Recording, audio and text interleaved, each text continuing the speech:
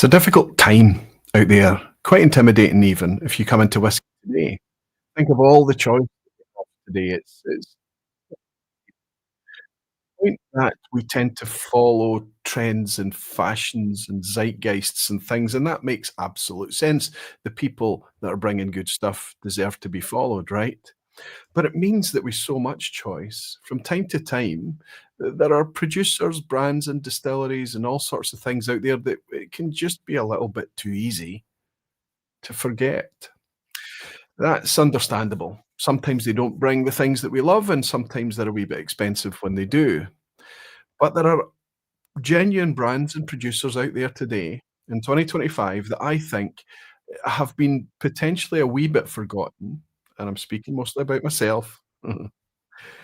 And I think that what's happened is that even with them making attempts to get our attention, we still have managed to not maybe give them the recognition that they might deserve or they certainly could do with. I'm going to share with you tonight 5 brands that I think we might have forgotten. I'm looking forward to it as all. Second.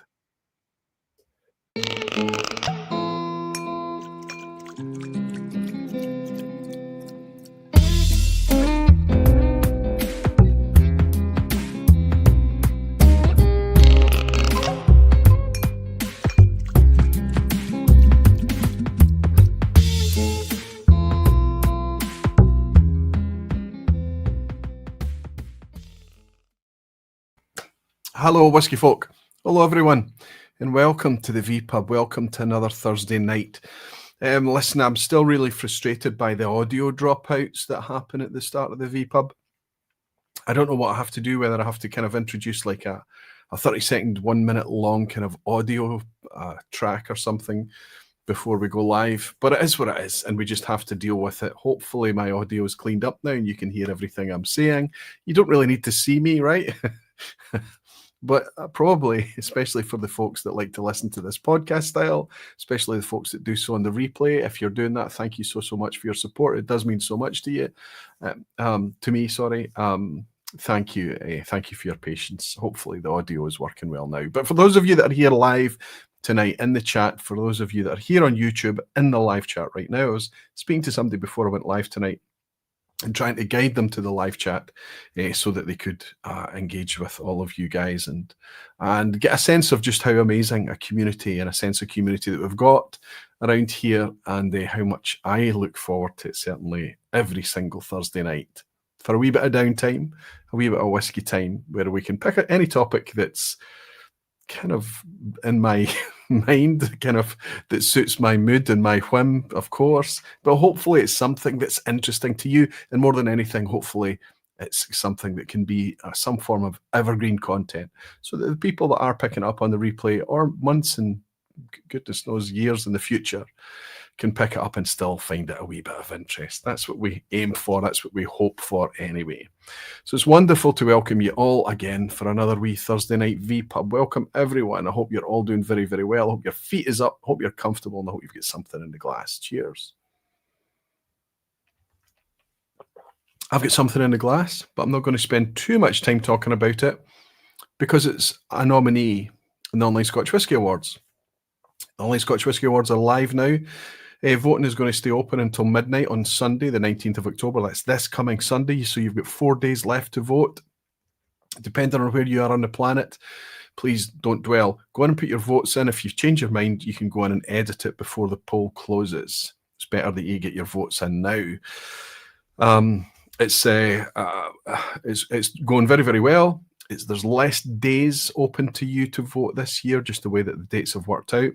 But that'll mean that Ralphie and I can get everything closed off and work towards the winner's ceremony on the 1st of November. But this whiskey is on that list. What's in the glass is actually over my shoulder here. It's from Glasgow Distillery, and it's their nicely light, tropical, fruity, triple distilled expression. Glasgow are in for Best Distillery, Best New Distillery as well. They have nominations for this year. So I can't talk about their core products, the existing products and things, but I need to incidentally talk about something that I think that you guys are interested in. And it's got nothing to do with Online Scotch Whisky Awards. It's got nothing to do with me trying to interfere with it or anything. This is a project that started months and months and months ago. I tell you what I'll do. I'll wait for a bit. I'm not meaning to tease you. I'm going to show you all what it is in a second. I think if you're a patron of mine, you already know what it is.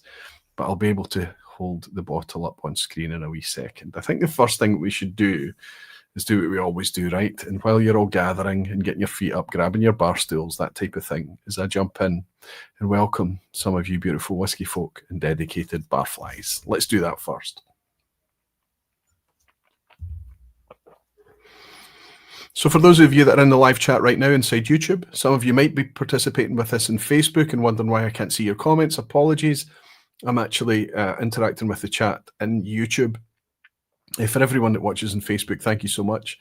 But if you're interested in the interacting in the live chat, then by all means, hop along to YouTube and type Aqvavitae as your comment, or at Aqvavitae, and it kind of lights up bright orange for me. And I can see, like Martin Jones, you're trying to get my attention, and he's saying good evening, Roy. Justin Wan in Hong Kong is saying good evening, Roy. I'm hosting a tasting tomorrow, getting a bit nervous. You probably need your sleep as well, Justin. I know you're probably going to stay up very, very late and stay with us tonight, but don't be nervous. Whiskey takes care of us. It's usually a wee bit jittery for the first dram or two, but after that, everybody's in a warm, fuzzy place, and they'll all be rooting for you. I'll be rooting for you, Justin. Good luck with it, my friend. You deserve it. Grainham Malt is in from Sweden. Good to see you, James. He's saying good evening, Aqvavitae. Pop in for a bit to enjoy some drams and banter before an early night. With early starts this week, good topic tonight for some unsung heroes. I love an indie Glen Elgin. I have to say, and I have to make a wee bit of a distinction here between the series that I do called Ignored, and also talk about kind of unsung heroes and under the radar distilleries and things like that. This is a wee bit different. These are producers that we've forgotten, despite the fact that they've made decisions or taken steps to be just super reliable and consistent, or they could do with a little bit of a support through difficult times, or they have actively taken steps to make their product better, more accessible, or more affordable. They're literally standing up and saying, hey, we've done what you asked. And yet still, I am delinquent with them. And I think our community, if I monitor anecdotally, of course, I'm speaking about everything from my perspective here, but anecdotally, I kind of see that with maybe one or two exceptions in the list that I'm going to share with you tonight, that we are guilty of it as perhaps a community. The biggest thing for me, though, is that they are not nominated in Online Scotch Whisky Awards in 2025. But if I look back the 5 years of the Online Scotch Whisky Awards, as long as that initiative has been going, the 5 I'm going to share with you tonight have never been nominated in the Online Scotch Whisky Awards. That tells me that these things, James, are forgotten. Spoiler, nobody, Glen Elgin isn't one of them, not tonight. Greg's Whisky Guide is saying the forgotten Aqvavitae, Breval, Glengarry, Glenlossie, Glenkeith, and of course, Altmore. 5 good shouts, I have to say. Breval don't give us enough of a core range. Glengarry need to get natural. 48% is great, but they need to stop colouring the things. Glenlossie, you're talking about flora and fauna because that's all we've got from them. Glenkeith is, apart from the indies, you know, their standard official release was a 40% mass market supermarket special.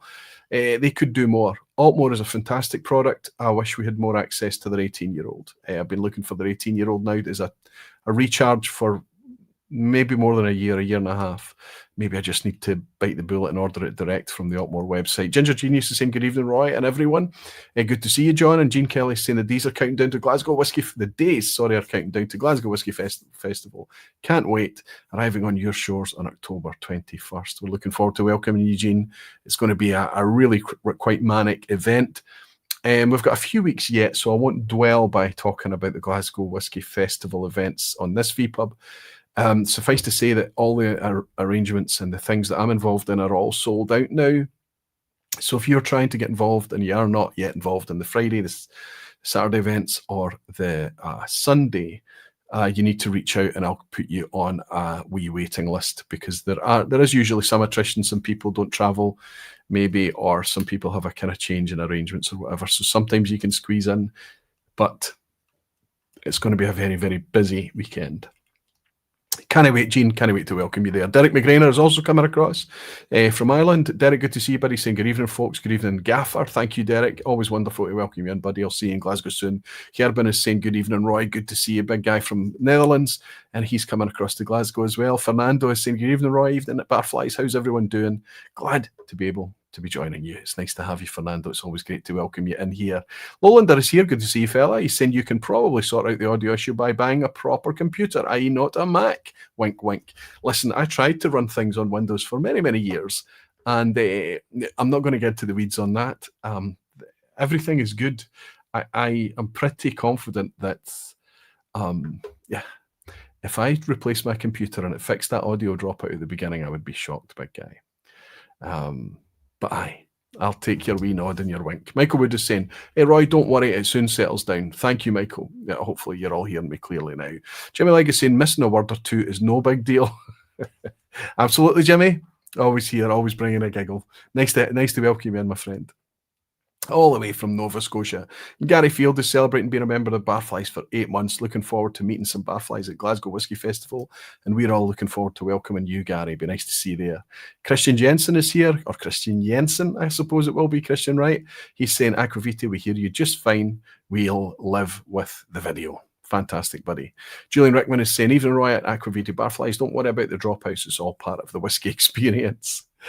And this is Alan is celebrating being a member of Barflies for 16 months. He's got a wee gold Barfly scene, a rare opportunity for me to tune in live. Nice to have you, Alan. Listen, Gary Field and Alan, they've joined the YouTube membership here. I'm supported through Patreon. That's where I get my earnings. That's where I can make everything exist. That's the true source of support for everything. But I used to split my ad revenue on YouTube with Google, and we did that through the Google AdSense thing. I switched that off because I didn't like ads. I hate ads. So now you don't have to have any ads on the Aqvavitae content, and that's because of the support from that Barfly membership. So if you click that join button for €1.99, $1.99, £1.99, whatever it may be, you keep all the YouTube content, all my content absolutely ad-free.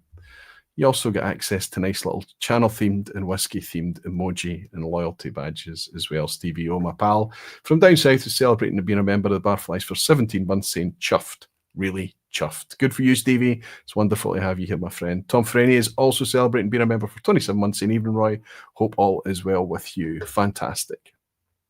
Good to welcome you in, Julian. And Sugar Kitty Jeff's here saying some nice driftless Glen rye in the glass after work. Fantastic. Some rye to add a wee bit of spice to your Thursday night or your Thursday afternoon where you are, Jeff, right? Good to have you, buddy. And Reb Mordecai saying, how's it going, mate? Drinking Glenmurray Warehouse 1 tequila cask. Finest Glenmurray ever tasted, a must try. Now, this is exactly what I'm talking about, Reb. Glenmurray could be argued that Glenmurray is one of these kind of forgotten brands for us around these parts and things. I do mention it from time to time, but maybe not enough. But when we get that bi-directional recommendation happening, it's not just me telling you about whiskies. I get to learn so much from what you're trying. It's a really efficient way to work out what's good. Reb, that's a very good shout out. Again, I'm always saying, I see a special something in double over your right shoulder. Pretty pumped for it, says James. I'll raise that right now and I'll share it with you all. We'll maybe get some into the glass and have a wee sip with it in anticipation. George P is saying evening, Roy, and evening, Barflies. Early start for me tomorrow, so we'll need to catch this one on replay, but wanted to stop by and wish you all well and have a great evening all. George, it's wonderful for you to dropped in, buddy, just to say hello. And now that you're picking this up on replay, my friend, welcome back, George. I hope you're comfortable. Nice to have you picking it up on replay. Harrow is here. Good to see you, buddy. Saying good evening, Aqvavitae. And Rick Johnson from San Francisco is saying, Rick, it jumped. I'm going to scroll back up and catch you. That's not fair, is it, bud? Oh, I have to scroll up quite a bit. Sorry. Where are you, Rick? I've lost you, Rick. I was just about to shout out to Rick in San Francisco. I hate when that happens. Just depends on how I touch the chat. Sometimes it's if I scroll back and then I hit it the wrong way. Come on, we've got to find you. Rick Johnson, where are you? Hellswood is saying, feeling very decadent tonight. Snuggled up in bed with a Springbank 5-year-old and watching the vPub in comfort. That sounds fantastic. I know it's going to start to get cold, damp and chilly down your neck of the woods, isn't it, Helen? Maybe you're feeling that in there already down there on the peninsula, right? Tom B is saying, evening, Roy and Barflies. Hope we're all well. I did my first mash, more or less, solo today at Whittaker's in Yorkshire after helping out for a few months. Tom B, that sounds absolutely fantastic. I've got a bottle of Whittaker's over there and I enjoyed it very, very much. And Noran Rad is in saying, hello, Barflies. Tom Franey is in celebrating being a member of the Barflies. I already mentioned Tom. I think I picked that one up. Bruce Bernard is celebrating being a member for 44 months, saying good morning, everyone, because, of course, he's coming to us from the upside down. Let's take, there's multi-haggis muncher in. That's Matthew, cursed with this Glasgow Whisky Festival at work again this year. Matthew, will welcome you one year. It's wonderful to have you in the vPub tonight, fella. I hope you're keeping well. Jamie Legacy, I hope I have some of the whiskies you'll be talking about tonight. If I do, I may actually open a bottle, Aqvavitae. Aye, Jimmy, you love nosing it. I think you love nosing it more than sipping it, but you have to have an open bottle even to do that.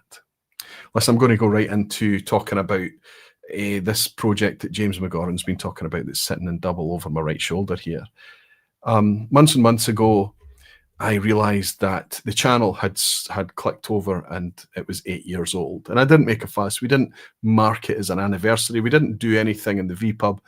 It was just 8 years ago I started doing videos on YouTube. But the vPub, this format, this broadcast, I'm sitting with you in front of you tonight, the vPub.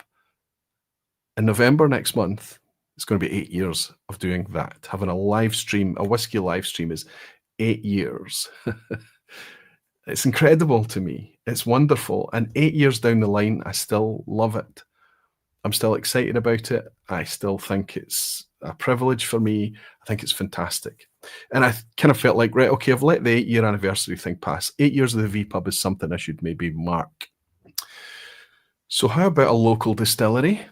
How about a local distillery for the 8th release, the 8th collaborative whiskey release that I've done with the Barflies badge on the bottle? How about we do an 8-year-old with them for that purpose? So an 8th release, 8 years old, to celebrate 8 years of the vPub. So I went along to Glasgow Distillery. They knew exactly what I would ask for. Of course, it's me. It's my preferences. It's kind of what I'm about. Glasgow do amazing things, putting their whiskey into all sorts of wonderful, interesting casks. But I wanted to strip all of that back. I didn't want their peated spirit. I wanted their unpeated spirit. I didn't want their triple distilled. I wanted their double distilled. And I wanted it all from bourbon casks only. Would they be willing to indulge? You have to bear in mind that Glasgow have never released this before themselves. There was a single cask to mark their own 10th anniversary earlier this year in springtime, but that's 200 bottles and it disappeared instantly. But a bourbon release has never been realised from them. And that was what I asked to do in a collaborative way, to get access to their raw spirit. And that's what we managed to do. It's taken a wee bit longer. These things always do. But we've managed it in plenty of time for the 8-year anniversary, so there's nothing lost. This is Glasgow's Barfly edition. Bourbon cask matured. We've got the Aqvavitae logo and the Barfly logo on the front. Tells you that it's 17th of May 2017. 1st of September, it was married. Bottled after 4 weeks of marriage on 1st of October.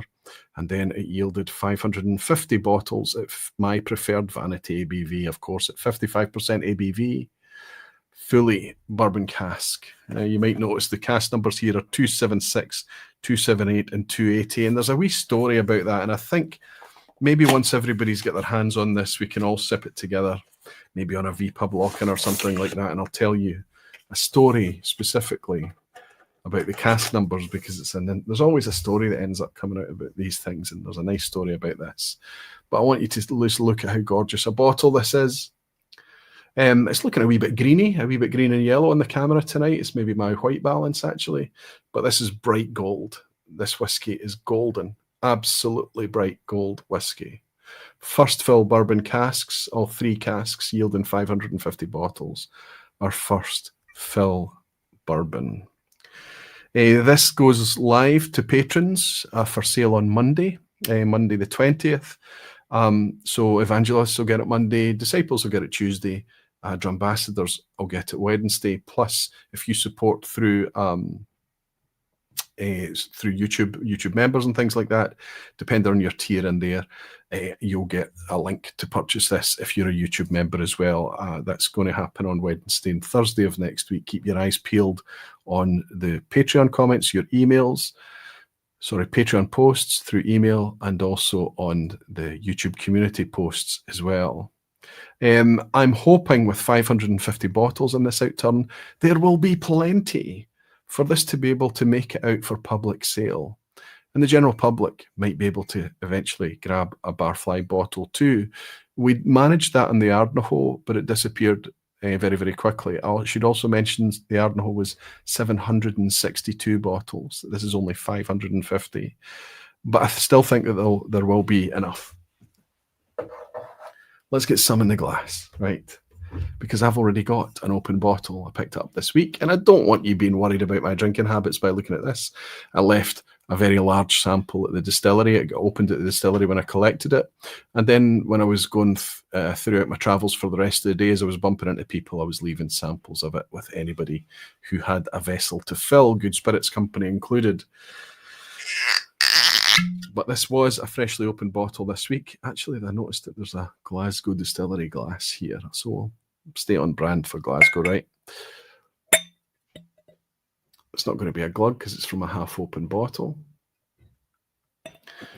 See if we can pick up the colour any better here. Yeah, it's looking a wee bit greeny, a wee bit yellow. It's just the way it's looking on the screen tonight. It's my white balance, I think, is just off a wee touch. But I can tell you that in the glass, this is bright gold. £72, 55% ABV, 8 years old.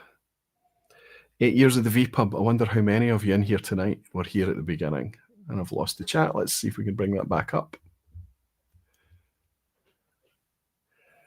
John Lamond is in tonight. John, it's so good to see you, my friend. And he's signed up to be a member of the Aqvavitae Barflies. John, you're a superstar. It's been too long since I've seen you. I bumped into you that ever so briefly in the Good Spirits Company that day. Be nice to bump into you again, John. Peter Lee's bought me a wee dram. We were looked after by the London Barflies, Dave Alistair, Andrew Flora, and Tom Franey. They'd done a superb job. Even Billy Abbott chipped in, thanks to you. You know, that's thanks to you, Peter, and it's thanks to their community and thanks to those great guys as well. That's fantastic. You managed to meet Flora, Andrew, Alistair, Dave, Tom Franey, and Billy Abbott too. Fantastic, Peter. Thank you for your dram, buddy, and wonderful stuff seeing you down in London. Stephen Wilson as well bought me a wee dram as well, all the way from Canada, saying even Aqvavitae and all the Barflies. Good evening to you, Stephen. Thank you for dropping in to see us tonight. Whiskey Novice Jim is saying, cheers all. Glasgow Whiskey Festival, not far off. See you all soon. Can I mention that next week there is no vPub? It's the October week. School is off on holiday here. And my wife and I are taking my son away for a wee while. So there's no vPub here next week. But there is a vPub over on Jim's channel, on the Whiskey Novice channel next week. 9:45, usual time next week. And Jim's going to be talking about regionality in whiskey, general discussions about regionality in whiskey. I'm going to try and tune in. I'll be taking some travel whiskey with me, Jim, and maybe I can tune in and enjoy with the rest of the Barflies next week. As soon as there's a link and things like that, I'll share it with everyone. I'll share it here. I'll share it through Patreon, and make sure that you've all got some place to go next week. I'm only away for 1 week, so I'll be back with you immediately the week after. John Lamond, welcome to the Barflies, my friend. Taylor actually celebrating being a member for 48 months and saying Ardna tasting Monday with Jenny Carlson. Shared your Edradour, fantastic. I wonder if that's the first time Jenny was able to try it. And Dave Barnes is saying is celebrating being a member for 41 months. Thank you all very, very much for your support. Cheers to you all. This is a super raw, clean example of Glasgow whiskey. And the first thing that hits you is fruit. And for me, and tonight, I'm actually getting a wee bit more, which is nice. Bottle's been open a little bit while. It's probably settled down a little bit. I'm always getting these kind of hard candy type fruits. Fox's Glacier Mints. That type of confectionery fruit. And tonight, what I'm getting is a blackcurrant. Specifically, a blackcurrant hard candy, like a You know the thing. You know the thing. Super fruity. Glasgow Spirit is a fruity spirit regardless. This style, unpeated, double distilled. Bourbon casks, I think, helps that shine. There's a wee bit of a chocolate note. I don't know if it's milk or dark, but just that kind of that image of a chocolatey, a sense of a chocolatiness. It's malty. Haven't noticed just quite how malty this was before tonight. This is good. I'm getting these extra notes out of this tonight. This is going to help me take notes tomorrow. I need to get notes, tasting notes for the page over at Royal Mile Whiskies. All of this will be available as all the other Aqvavitae Barfly releases to date through Royal Mile Whiskies as well. Yeah, we're getting a biscuit, a digestive biscuit. A nice, grainy, creamy, biscuity maltiness. And also like a clean, sharp, acidic, fresh apple. Green apple. Okay, let's have a wee sip. Cheers, everyone. Thank you.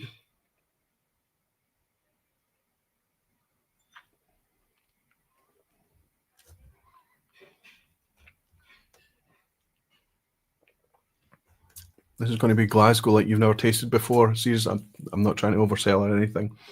Chilly heat there. Lots of heat on the back end. The first thing that arrives is the viscosity. 55% ABV is my vanity ABV, the ABV that I prefer, of course. But I think it protects and it preserves the viscosity of the liquid, and the arrival is nice and thick, and that's lovely. The development brings lots of that fruit, that hard candy fruit that I'm talking about. And then it immediately morphs into a chili chocolate, and then a nice bouquet of sharp spice at the end, towards the end. It's quite drying. It's a little bit acidic on the finish. It's got that Moorish thing, that drying kind of. You almost want to immediately go back in for another wee sip straight away. There's a massive dram come in from This Is Alan. I don't even know what currency that is. That's Mexican dollars, is it? But I've never had that many digits in a donation before. Greetings from Vacation Mexico, where it will only let me buy this dram in pesos.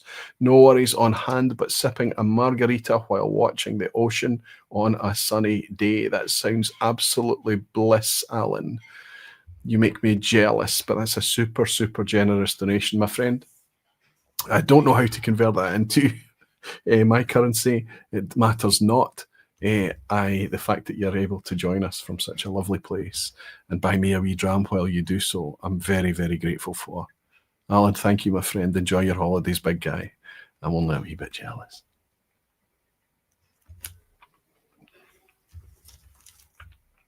Good texture, good arrival. It's quite ethereal. It does disappear quite quickly. 8 years in first fill bourbon, of course. Lots of fruit. And then a nice kind of clean, slightly sour, slightly acidic departure. That's that green apple thing, like green apple skins. Really, it's like we've taken Glasgow's distillate, right? And we've just kind of, there's no peat here. They do a peated distillate, of course, double distilled. But there's no peat here. There's no active cask. There's no virgin casks.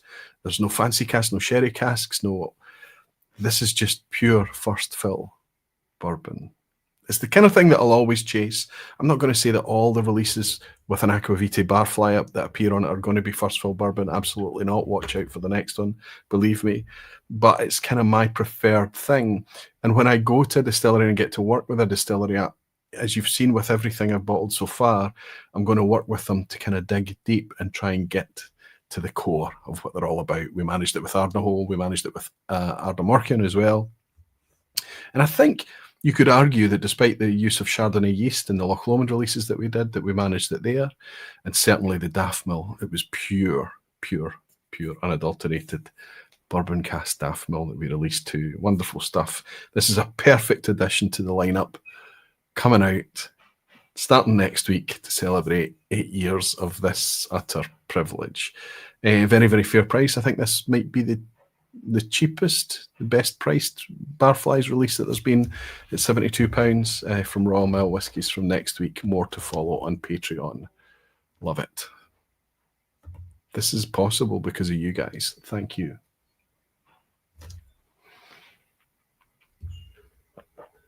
So let's go on with our topic for the evening. Red Mordecai saying, sounds wonderful. You've already sold me 2 bottles in the basket. Taylor actually saying, yes, it was her first time trying and mine. I opened the bottle there after tasting. We both enjoyed it. Even 7 drams in on the night. Can't wait for it to open up. Fantastic, Taylor. It's wonderful to get the feedback. That's him talking about the Ardenhole, which has gone down very, very well. Reb Mordecai, sorry, I picked that one up, Reb. I'll scroll back. Oliver is saying, in Whiskey Veritas, he's saying, how does it differ from the 10-year-old bourbon release for those who have had it and are wondering? Q sales pitch. You know, I've still got a bottle of the 10-year-old, but it's one of those bottles now that I'm going to save for a special occasion, I think. I went in for a hospital procedure when that 10-year-old was released. I didn't think I was going to be able to do it, but I ended up waiting in the room in my gown, and I managed to get onto Glasgow, and I managed to get one. Little did I know that my wife was out in the waiting room waiting on me coming out, and she was aware that I was going to potentially miss that Glasgow 10 release. She registered for Glasgow Distillery, and she also managed to get one. What a superstar, right? So I came out and she said, I got your whiskey. And that meant I had 2 bottles. Okay. I felt a wee bit bad because with only 200 and odd bottles, me having 2 was a bit greedy. But so what I did is I took one of my bottles to Germany when we had a Barflies gathering in springtime this year at the Limburg Festival. And I shared it out with everyone who wanted to try it. And I left the remnants with Stefan. So that's gone. From my memory, can I answer from my memory, Oliver? I think that the 10-year-old was a little bit more delicate, a little bit more creamy, and a little bit more soft at 10 years from a refill cask. This is from first fill and a little bit more. It's not been reduced as much as the 10-year-old single cask was down at 53, I think, from memory. This is sitting at 55. That's all I can tell you. I think that I really think that you'll be able to buy this, try it, and then Oliver, especially with you being in the UK, decide, oh, this is quite nice. I want another one, or one's enough. I think you'll be able to do that this time around. I'll try and make sure that that's possible. No promises. Rick Johnson is saying, I hope it's a great vacation to Alan. He's saying advantage to using pesos is it looks like you're a big spender. He is a big spender, Rick. He is. Everyone is saying ahoy malts mates and Aqvavitae. Chris, so good to see you. I think that there's a good chance you might have been in that first ever vPub way back in 2017. Could that be possible, Chris? Sugar Kitty saying, wow, chili chocolate. I should send you a sample of a Mexican chocolate spice bottle from the Driftless Glen Distillery I'm sipping on now. That would be fantastic. Jeff, I have to say, I've got a real fetish for dark chocolate. I love it. And I often love it when it's got a wee bit of flavour in it. The one I'm eating right now is actually from a Barfly. I had it on the desk. I don't know what I did with it, and it's coconut. But I love all flavours of dark chocolate. But I also quite enjoy chili. And specifically, a fella that's still around a couple of years ago sent me Tabasco flavoured dark chocolate. And it was really lovely. Jean Kelly's saying, has Alan met Wook? Because they're the same colour donations, of course, Jean. And Jesper Bach is saying, in the Bonaccord Whiskey Club, we bought a Glasgow cask back in 2015 and tracked it every year until bottling in 2024. Lovely stuff. Oh, wow. That's amazing. That's amazing. I wouldn't mind trying a wee bit of that. Was that a bourbon cask as well? Sally, Antanavi, Sally, that might be the first time I've welcomed you, my friend. Sally's saying, cheers, Roy. I'm 8 days as a barfly tomorrow. You're right on theme, Sally. Welcome, my friend. 8 days or 8 years. It's lovely to have you, my friend. Everyone is saying, I believe it's true. I was around for the first vPub. I think there was about 15 to 20 of us. There was 39. I'm very proud of that. I'm very proud of that. It's wonderful to have over 300 of you in tonight. Sometimes we can have 10 times more than that original number, but just amazing, because I went live unannounced and 39 people dropped in on the first ever. It wasn't even called a vPub back then, Chris. And Lolander is saying, I have a real fetish for dark chocolate. Yes. Quoting me, Lolander. let's have another wee sip of the Glasgow before we move on to our topic for the night.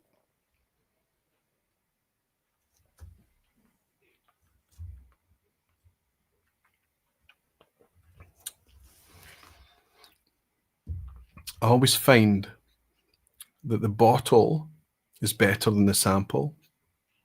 And I always find that the bottle is better after a few drams, after it's been open a little while. Things just come around. You really get a lot more sense and understanding of things. You come to terms with it. Sometimes we approach a bottle with a lot of expectations. And when it doesn't meet the expectations, it's jarring for us. But then we come to terms with it and we settle with it. And so often, bottles can become real standout favourites only after you've spent some time with it. That happened with my bottle of Glasgow 10-year-old that I took to Germany as well. Okay, let's move on with our topic. Gary Field is saying, did you get the limited North Star 26-year-old blend? Amazing value. You know, I hovered over it. I should have bought it. I thought it was amazing value. I don't know why I held off on that. 26-year-old blended distilleries. I think it was 65 quid, Gary, if I'm not mistaken. But I didn't. Streamed live on 23rd of November 2017. Not quite 8 years yet, Aqvavitae. No, absolutely right. And we're not celebrating 8 years of the vPub tonight. As I mentioned to you, this bottle is released for that occasion. So, you know, it's going to be hopefully in everyone's hands for when we roll round to 23rd of November or the nearest vPub to that date at the end of November, that we can maybe have something similar in the glass. Keith McKenzie is saying, back from Dusseldorf now with a Filey IPA batch 2 in the glass. Has my vote. He's enjoying it. So obviously that's one of the OSWA nominations in the World Whiskey category this year, Keith. Hope you're enjoying it, my friend. Nice to have you in. Chris Malloy is here, been a member for 7 months. Chris, you've been around here for a long time. I think I was at that first vPub, Chris. I would not doubt that for a second. You could very much have been. I just feel like you've always been there. Even Chris, I knew your name before I was even broadcasting on YouTube. Good to have you, Chris. Jesper is saying it was a sherry cask. Very early in their journey, cask 30-something. Ask Thomas about it when you're at the Bond next. I wonder if he's got any. I wonder if Thomas is stashing any. Jimmy Leg is saying, cheers to 800 more years. I'll take it, Jimmy. Maybe not 800. I think I'd be fed up of me by... Billy Abbott saying 23rd of November is the birthday of my booze blog. Do we share an anniversary, Billy? Wonderful to have you in, my friend. How you keeping? It's nice to have you joining the vPub again. Sugar Kitty is saying New Mexico chocolate bar. You might like it with dark chocolate, raisins, and habanero. A friend was handing them out. I was told I was the only one to eat one, and I requested a second one. Raisin hell, says Sugar Kitty. Yeah, I don't think I love heat or spice. I do like a bit of heat, a bit of spice. I really do. But I don't know if that's what draws me to that flavour of dark chocolate. I think it's just the fact that it's interesting. And Oliver is saying the Edradour is opening up beautifully now to Roy. Fantastic, Oliver. I'm glad you're enjoying it. All right. Tonight I'm going to take you through 5 whiskies that I believe could do with a wee bit of attention from us. I think we've forgotten them, and I think that there are different reasons for us forgetting them. That's okay. It's all understood. I was talking to quite a few people this week about the overaccumulation that this hobby drives in us. Okay, it makes sense that we want to preserve our health, but we love the next flavor chase. We love the next bottle hunt, and we end up overaccumulating whiskies. If you looked around me in this room here, it's just dripping with a cookie trail of whiskey exploration. It's just what happens. But there's so much choice today that it's inevitable that something that once got us excited, we seem to kind of quickly move past. And it can be difficult for those brands, those producers, to keep the shine, to keep the attention, to keep our fickle, promiscuous attention. Our interest is transient. So a lot of producers will end up releasing release after release after release after release. And some of them do a very good job of it, and they do very interesting releases. And other ones just release it for the sake of releasing it. Other ones release it continually diluted. Other ones release it continually overpriced. But there are some producers out there that we forget that shouldn't be forgotten as easy as the ones that overprice or dilute or release too much.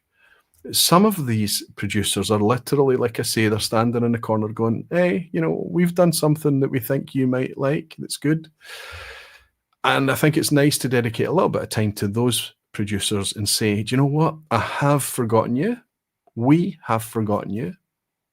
And it's probably time to give you a wee bit of time in the spotlight. Now, we do this as a community. This is me with my opinion tonight, me sharing my picks. It's purely my picks. Of course it is. It's the vPub. But so much of it is led by you. This is a very efficient, very bi-directional way for us to explore and discover whiskey. So I love picking up the recommendations from you, like Reb tonight, talking about his excitement over his Glenmurray.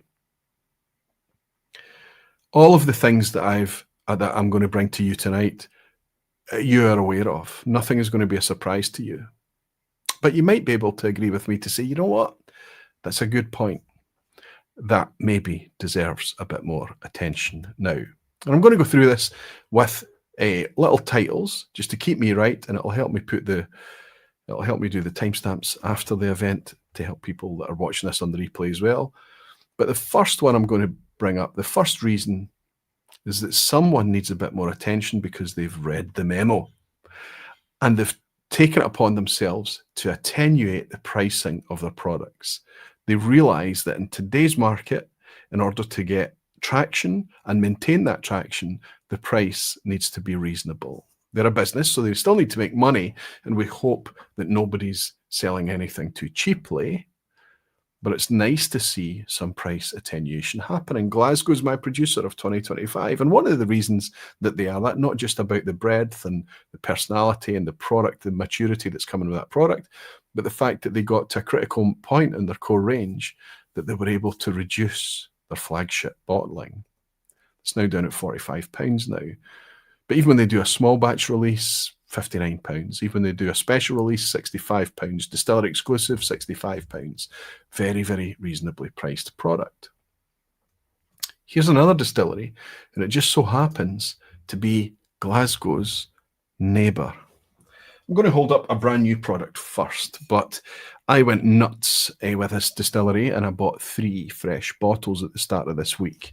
So when I talk about remembering and supporting this distillery, I mean it. There was an event on this week, last week was it? Can't remember now. I think it was last Thursday, where this new bottle was launched. Obviously, I couldn't attend the event, and I tend to go to very few of those events. I may not have gone anyway, but I still would have been very, very interested. And I'm talking about Clydeside Distillery in Glasgow. This is their new fortnight release, and it completes the trifecta of core flagship releases from them. They've got the Staub Cross, which is bourbon and sherry cask maturation. That's their core range product that's becoming more and more mature all the time. They've got their Napier, which is exclusively Oloroso sherry and 6 years old. And we've got here Fortnight. Now, Fortnight is also, if you read here, I'll read this out to you actually, this small text here, but you can see that last line in the first paragraph telling you that it's also a 6-year age statement, named after the brief 2-week window each year when peated spirit is distilled. This Clydeside single malt is produced using water from Loch Katrine. Most of Glasgow uses water from Loch Katrine. 100% Scottish barley, and then matured for over 6 years in the fine stock casks. Gentle smoke on the nose. Okay, there's tasting notes. I don't need to read that because we're going to make up our own mind about these tasting notes. And yes, I'm starting with a peaty whiskey. I'm curious to try this. I think, why is this appearing? Why is Clydeside appearing? Well, we need to talk about this. For a while, I was talking about, and I've replaced, this is a fresh bottle I've replaced. I love this. I love the value of this. The Napier from Clydeside was 100% sherry maturation. That was a rare thing to find. A 6-year age statement on there, £54. They've had a price drop. The Napier, this 100% Oloroso sherry release. So we're not talking about a finish in fresh sherry cask or anything. This is, they've spent all 6 years of its life in Oloroso sherry. And it's now £41 in the UK. £41 for a sherry matured whiskey. I challenge you to find another product that can touch those specs for that price. Now, the last bottle of Napier that I had, I absolutely loved. It's still down there with a little left in the bottom of the bottle. When somebody was in the mood, 46% ABV, I don't think it was too hot. I think it was perfect. I was pouring it for them. This is a good example of a sherry matured whiskey. £41. The value is stunning. What a price drop. What a step in the right direction to say, look, we sense what's happening in whiskey right now. We're reading the room. We've reached a critical mass now. We're at the economies of scale that we can take this move. We can take the business forward, pricing fairly, £41. This brand new Fortnight, the peated version from Clydeside, only produced 2 weeks of the year at Clydeside. Same 6-year age statement, £38. Now this is from First Fill Bourbon, as you read there. Staub Cross is using First Fill and Sherry, and Staub Cross is also now £38. All that's left for this whiskey now, this Clydeside whiskey, is for it to be good. I'm already keen. I'm already wanting it. I'm rooting for it to be good. Isn't that the way of things? If I'd have paid £60 for this, 70, £75, something silly for the new peated Clydeside, the new peated Glaswegian whiskey, right? I'd be wanting it to be really, really good, but I'm already kind of friends with it before I even go in. That said, it still has to be a decent whiskey, right?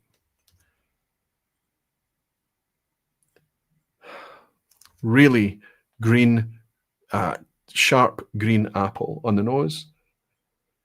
Cold, cool peat smoke. Not huge, not like Isla peat. Not like the Southern Isles, but it's clearly smoky. This is very, very potently peaty, smoky whiskey. There's a creamy edge to things, and altogether a kind of cold, creamy smoke is like a cool, almost menthol nose. But there's a creaminess too. Again, I think that's probably coming from barley, malt. There is a menthol and a mint edge. Fresh, clean, very outdoors. A sweet fondant coconut edge. And maybe just a touch of chalky minerality or dusty something. Caveat this with, obviously, it's a neck pour. It's a freshly opened bottle, just out the bottle, first reaction only.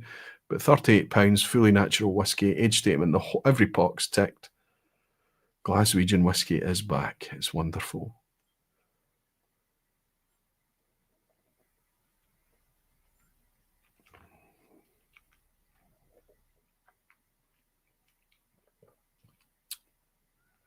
Much softer than expected. 46% ABV, treating this whiskey very well.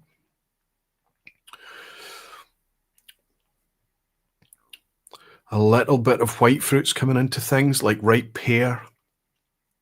A peachy element as well. Everything on the nose seems to be there. I wouldn't say there's a surprise in any direction.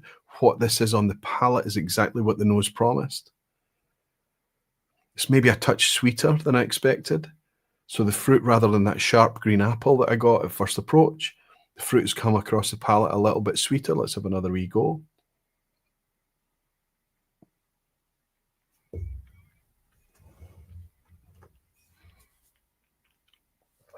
Easy to chew, easy to get around the palate.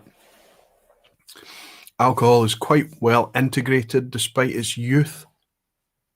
You maybe be expecting a wee bit more vibrance. I don't know. The vatting that they've put together here, quite soft, but it makes it very approachable, very accessible, very easy to drink. Very pure. That's a good word. Very pure. Look at this. Look at the color of this whiskey. It's hard to show you the color of this whiskey through But can you see just how pale this whiskey is? Now, we know that that doesn't mean anything. We know that we can enjoy pale whiskies. We've come to love pale whiskies because, let's be honest, as long as the colour of the whiskey is natural, we can appreciate and enjoy the colour of whiskey. But here's the third bottle that I picked up at Clydeside the other day. You can see this is a hand fill. So I got to write out the label myself. When is it? It doesn't say when it does say when I filled it. Filled on the 14th of October. So that's when I was in. And the gentleman that looked after me was a gentleman called Andy, who was fantastic. Really good guy to talk to. I'd like to spend more time chatting to you, Andy. It was fantastic to see you ever so briefly. And he was clearly invested in whiskey, loved whiskey. Could have been easy to talk to him for much, much longer. I hope your knee gets better, Andy. I picked up this Fill Your Own ex-bourbon. Now this is slightly darker, right? You can see it's slightly darker. I can't remember what age this was now. Yeah, I can. 1st of May 1919. So this is only a 6-year-old product as well. 6.5 years old of that order. But you can see this is from a much more active cask. You can see that the first fill bourbon in the Fill Your Own is just a bit darker. 60.1% ABV and £65, £67, I think. For a Fill Your Own, and they'll even give you a couple of quid off it if you don't take the tube. I didn't take the tube. I don't need the cardboard tube for all the whiskey, right? That is the way to treat your visitors. Don't do a Glengoyne, don't do a Diageo, don't do any of these distilleries that are bumping people over the head when they've got them ensconced, when they've got them a hostage, when they've got them prisoner, and they're charging them far, far, far too much for bottle your own whiskies. For a small batch product, paying £67 is absolutely fair. I would go one further and say, when it comes to Fill Your Own and the pleasure of filling your own at your distillery, £67 is a bargain. Thank you, Clydeside. I'll tell you what else I'm going to do. I'm going to open that Napier.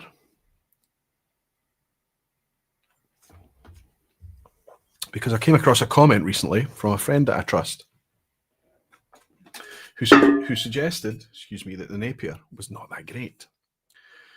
Suggested that it was a bit harsh and sharp, and that's exactly the opposite from my experiences from my last bottle of Napier.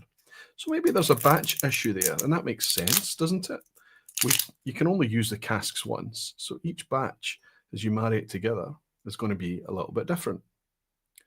Checking on the side, it still says that this fully Oloroso matured sherry cask whiskey is 6 years old. Fantastic. So we've got 6-year-old Oloroso whiskey for 41 quid.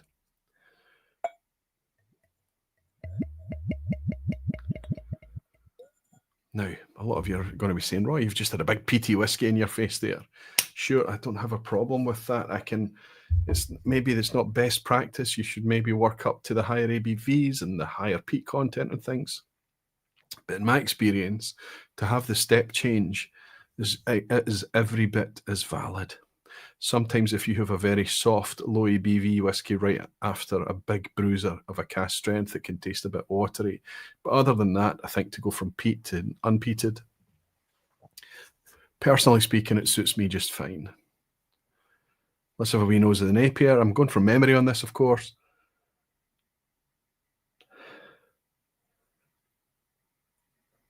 Lots of that kind of hard candy thing again, but this is from sherry cask this time. Everything's red in this talk. It's got red hard candy, red fruits. A whole red experience. Nose is quite quiet. So you can see I've just taken the seal from the bottle. It needs probably a wee bit of time to stretch and wake up a bit. But there are clearly sherry notes coming out of the glass already. So spend a bit of time with it, let it open up, let it relax a bit. When you've got some time, get a water dropper, put wee drops of water in it, wake the whiskey up, then dilute it, add a bit more, a teaspoon of water, by all means, and help bring all of that out. But for me just now, a little bit closed, but clearly sherry influenced. Let's have a wee sip.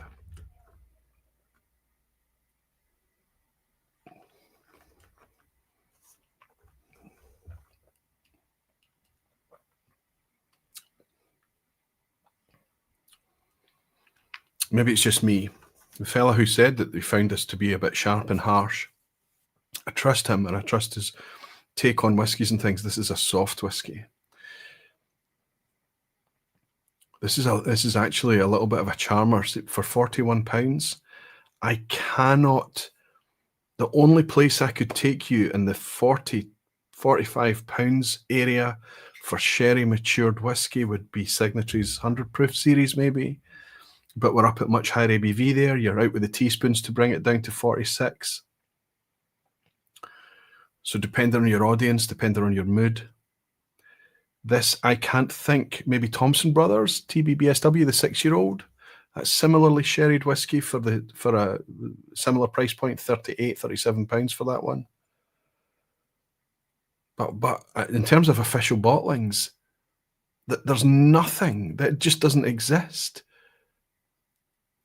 Aaron's Bodega is more expensive, higher ABV, but more expensive. Maybe you can help me. Maybe you can help me come up with something that you can get a fully matured ex-Oloroso whiskey for £41. It's 2025. Clydeside have worked it out.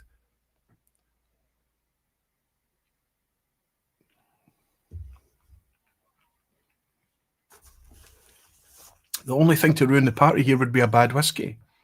And this is anything but. It's juicy now. A little bit of juiciness. Juicier than the things that I've had before. A little bit of dry spice, wood spice on the finish. Sandalwood, cedarwood, those kind of things. A little bit of cinnamon, soft ginger. Very, very easy, very, very approachable. So I put it to you, £67 for a handfill bottle you're on at a distillery.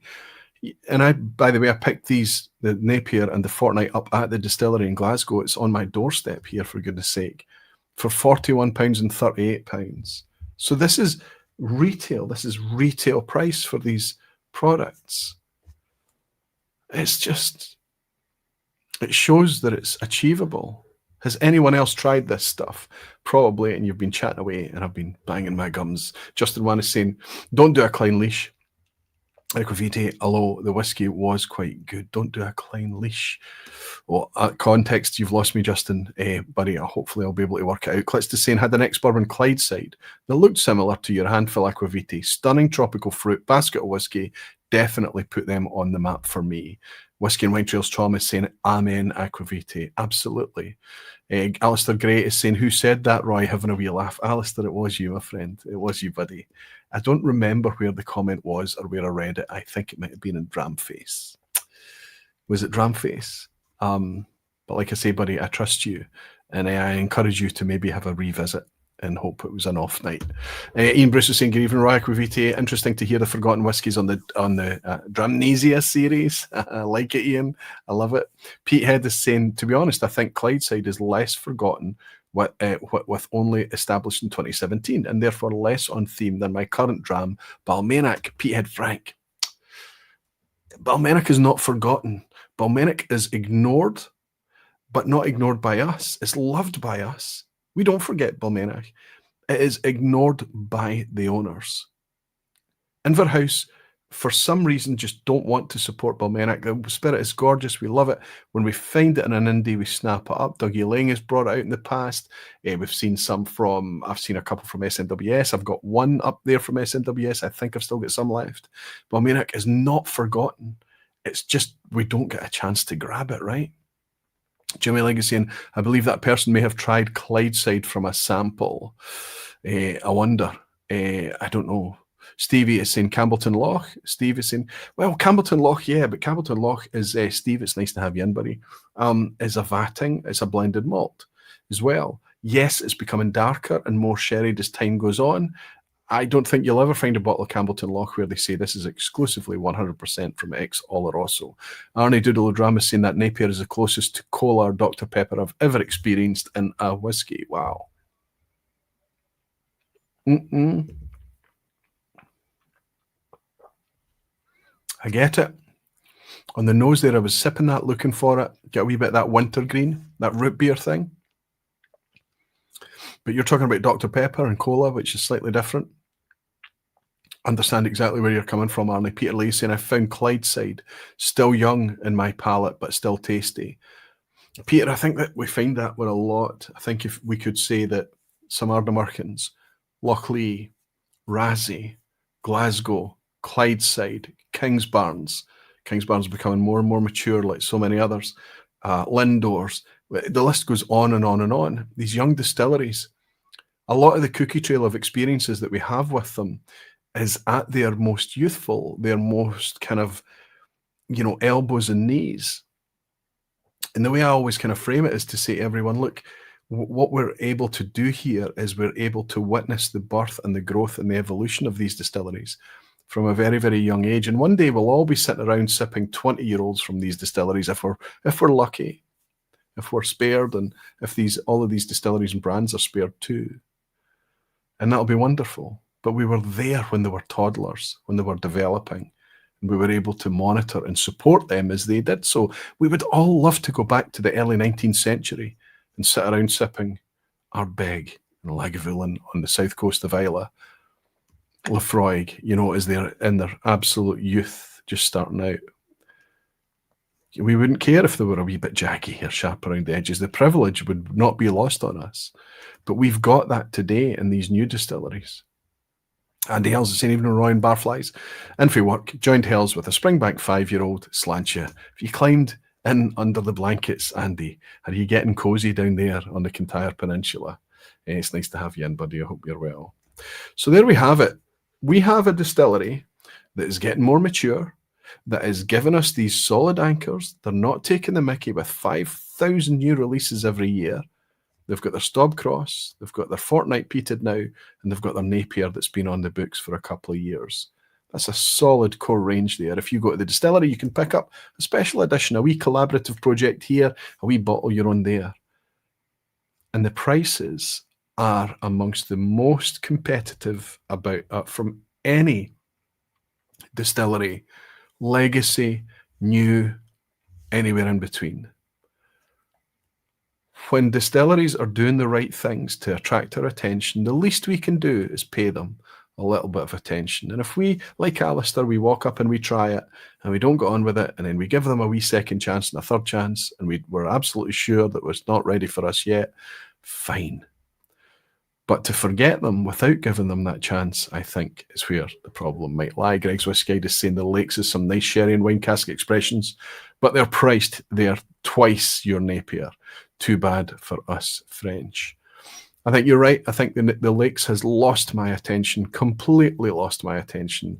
I've yet to find a good quality, engaging Lakes distillery release that's affordable, that I can champion, that's something I can evangelize about. There are people in the chat right now that love Lakes distillery, and that's absolutely fine. They are welcome here, and I'll be listening to them and their evangelism for that distillery for as long as it lasts. But for me, it's been too expensive. So let's move on. Let's step up a wee bit. Let's try and keep track of all these glasses I'm pouring to share along with you. I don't need to finish them all tonight. Of course I don't.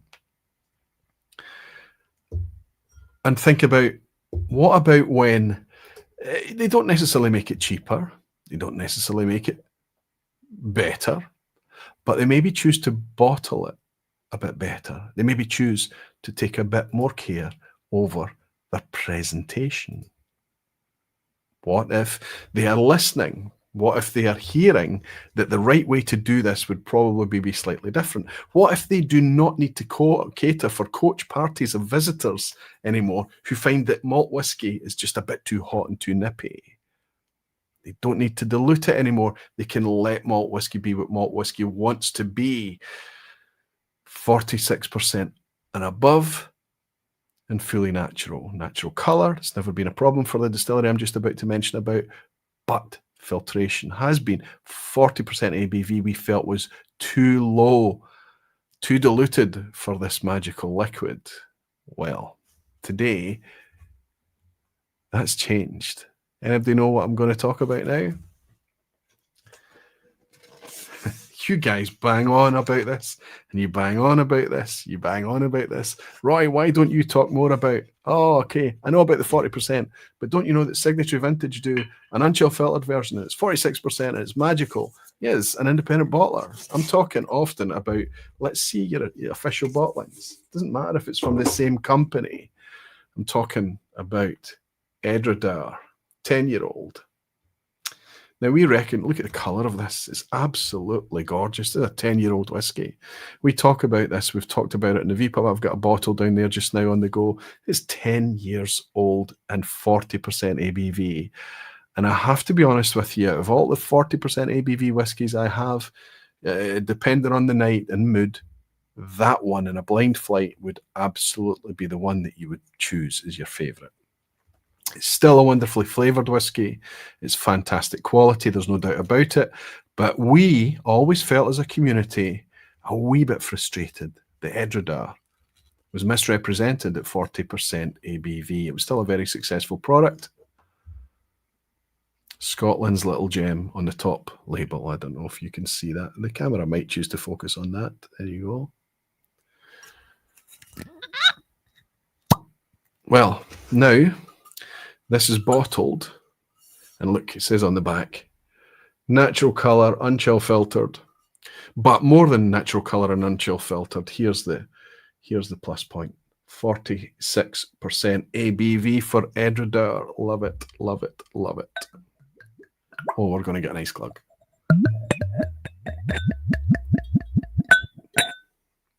And look at the colour.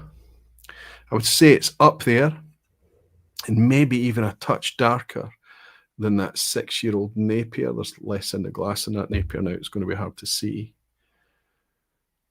But we've got a gorgeous, rich, dark colour. Now, Edradour 10-year-old is from sherry. It's going to be from a mix of distillery wood. It's going to be bourbon cask, sherry cask, all of that. Let's have a wee look. This is the 9th of September 25, this bottling, so it's super fresh. This expression is dark auburn in colour and has a wonderful aroma. I don't want the tasting notes. Okay, here we go. The finest Oloroso sherry casks used in its 10-year. Okay, so we are saying that finest is testament to the finest Oloroso sherry casks used in its maturation. So are we saying that this is exclusively Oloroso sherry casks, maybe refill sherry and first fill sherry, fresh sherry? Certainly that fits with the colour. Certainly gives us a reason for it to be this gorgeous after 10 years. Okay, let's go in. Let's go in. I should have grabbed the original 10-year-old. Maybe that would have been a good wee comparison. It's maybe for another time. Another topic, right? Wow. Dried fruit, dates, figs, nuts, a bar of fruit and nut even. Spice, lovely spice. Cinnamon, definitely. Warm cinnamon. There's complexity here. This is one of these slow down a wee minute here. This is going to be take your time. Very nutty, very nice warm, walnuts, a nice nut mix. Slightly dried nuts, dried fruits, cooked fruits, cooked apples, cooked pears, poached pear. Slight whiff of not like autumnal air, like fireworks, like that kind of that 5th of November in the UK, that air that you get, distant fireworks. A little bit of clean spearmint. Really remarkably complex. I think the young whiskies that I've been nosing so far tonight, understandably a little bit more kind of straightforward. The lanes of flavour coming at you are quite defined and broad, whereas this is much more kind of, you know, flashing and flickering. There's just more here. There's a lot more density here. There's more to unpack. I'm immediately wanting to reach for some water.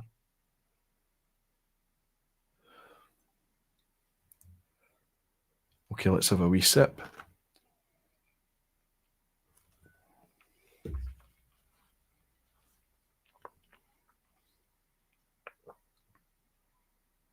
Remarkably soft. Big bump in ABV. Lovely texture. Some tannins coming across. Some black tea.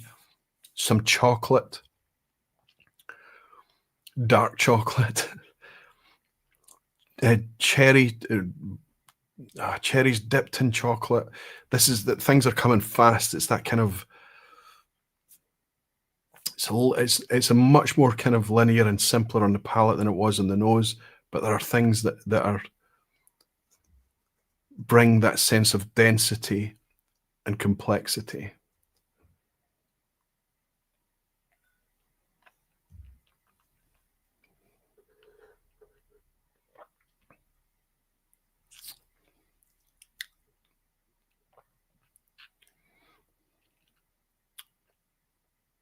Lovely spice, lovely cinnamon, little ginger, little nutmeg, those types of spices, you know, exactly the allspice type realm of things.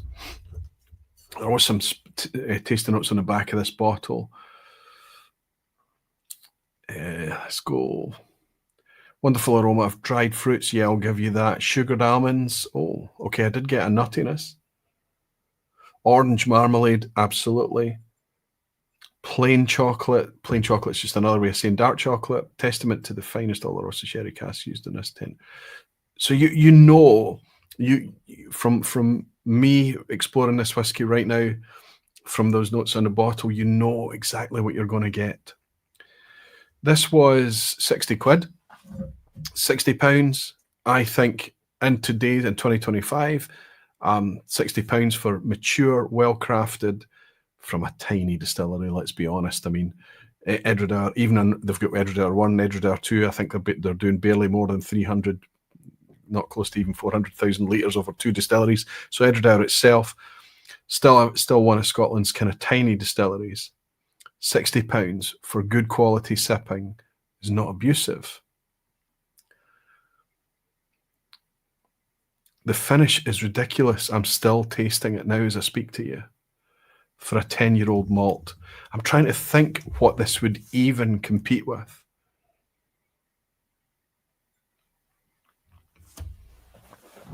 I would say that this is closest in character in terms of density and profile.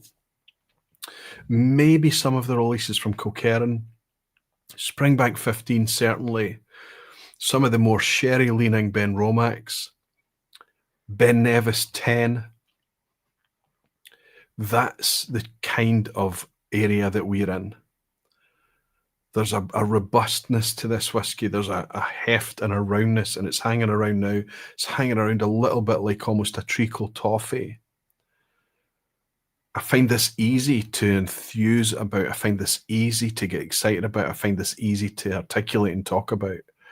I think we all know when we find a whiskey like that, when it makes easy for the descriptors to come, because they're quite obvious, and there's a lot of them.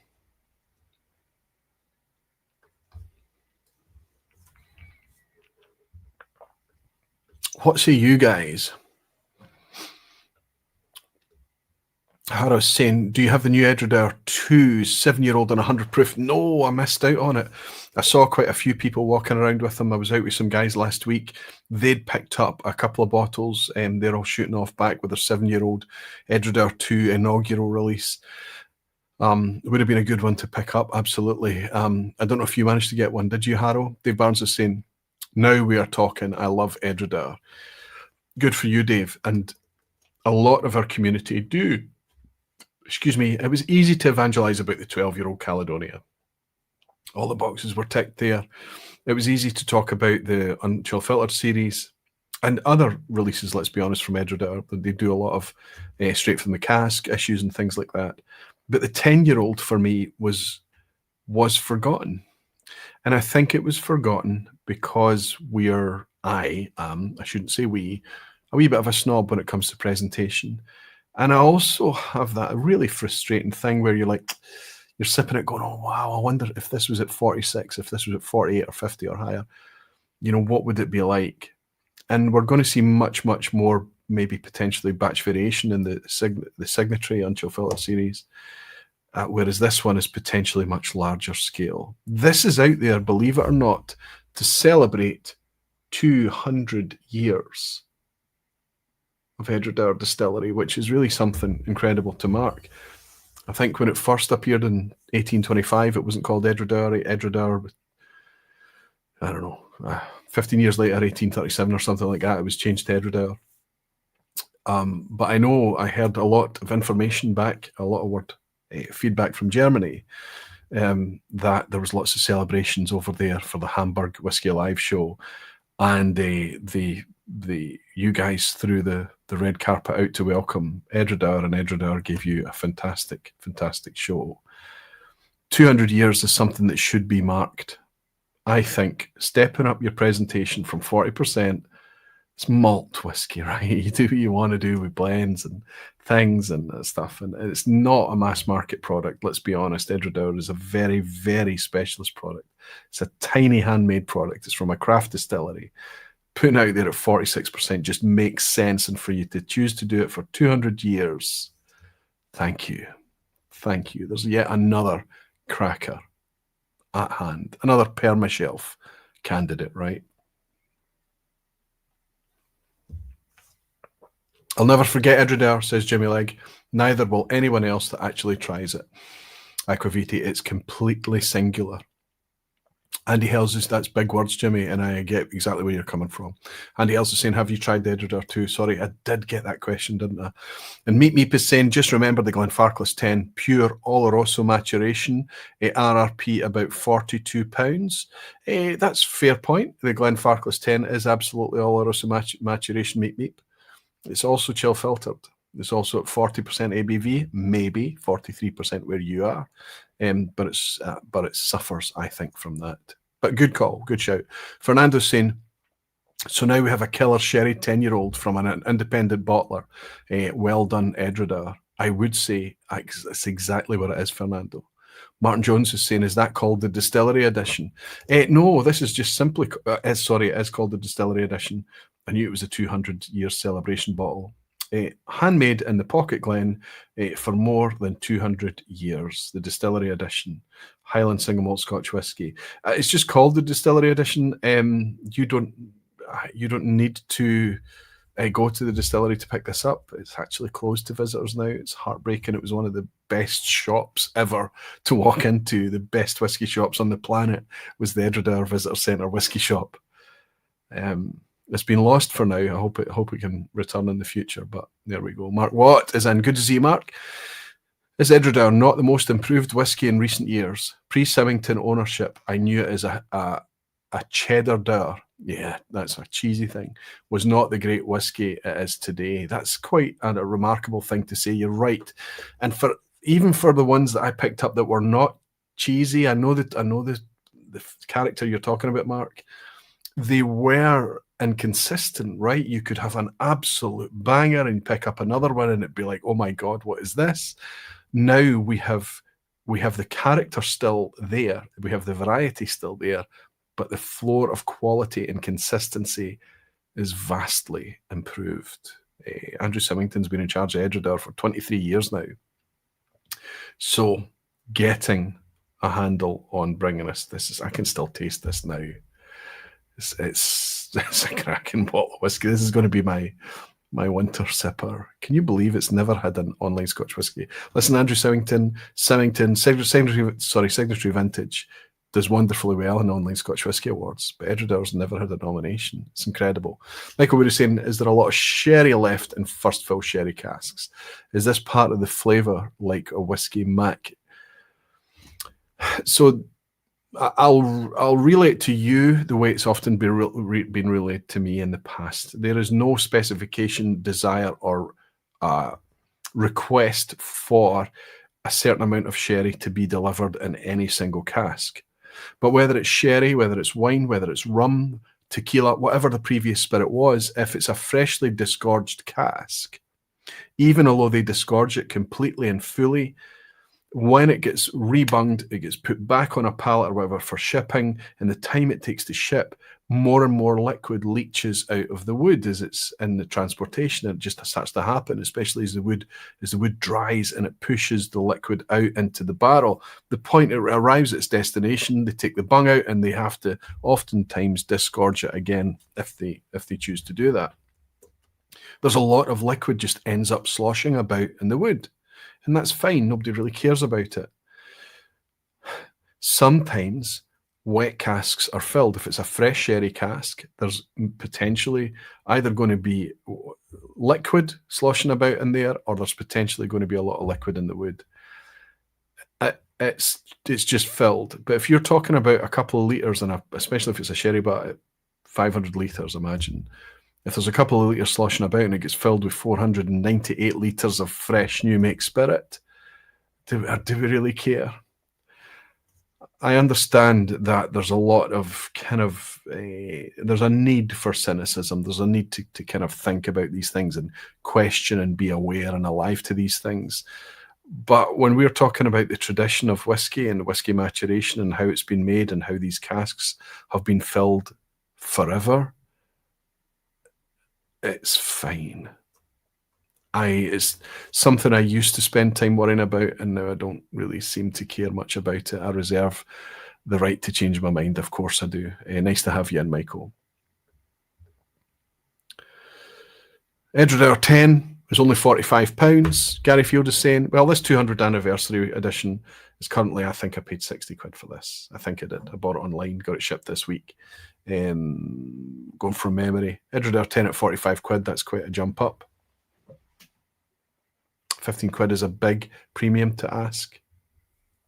I couldn't recommend that you pay that, Gary, but I would.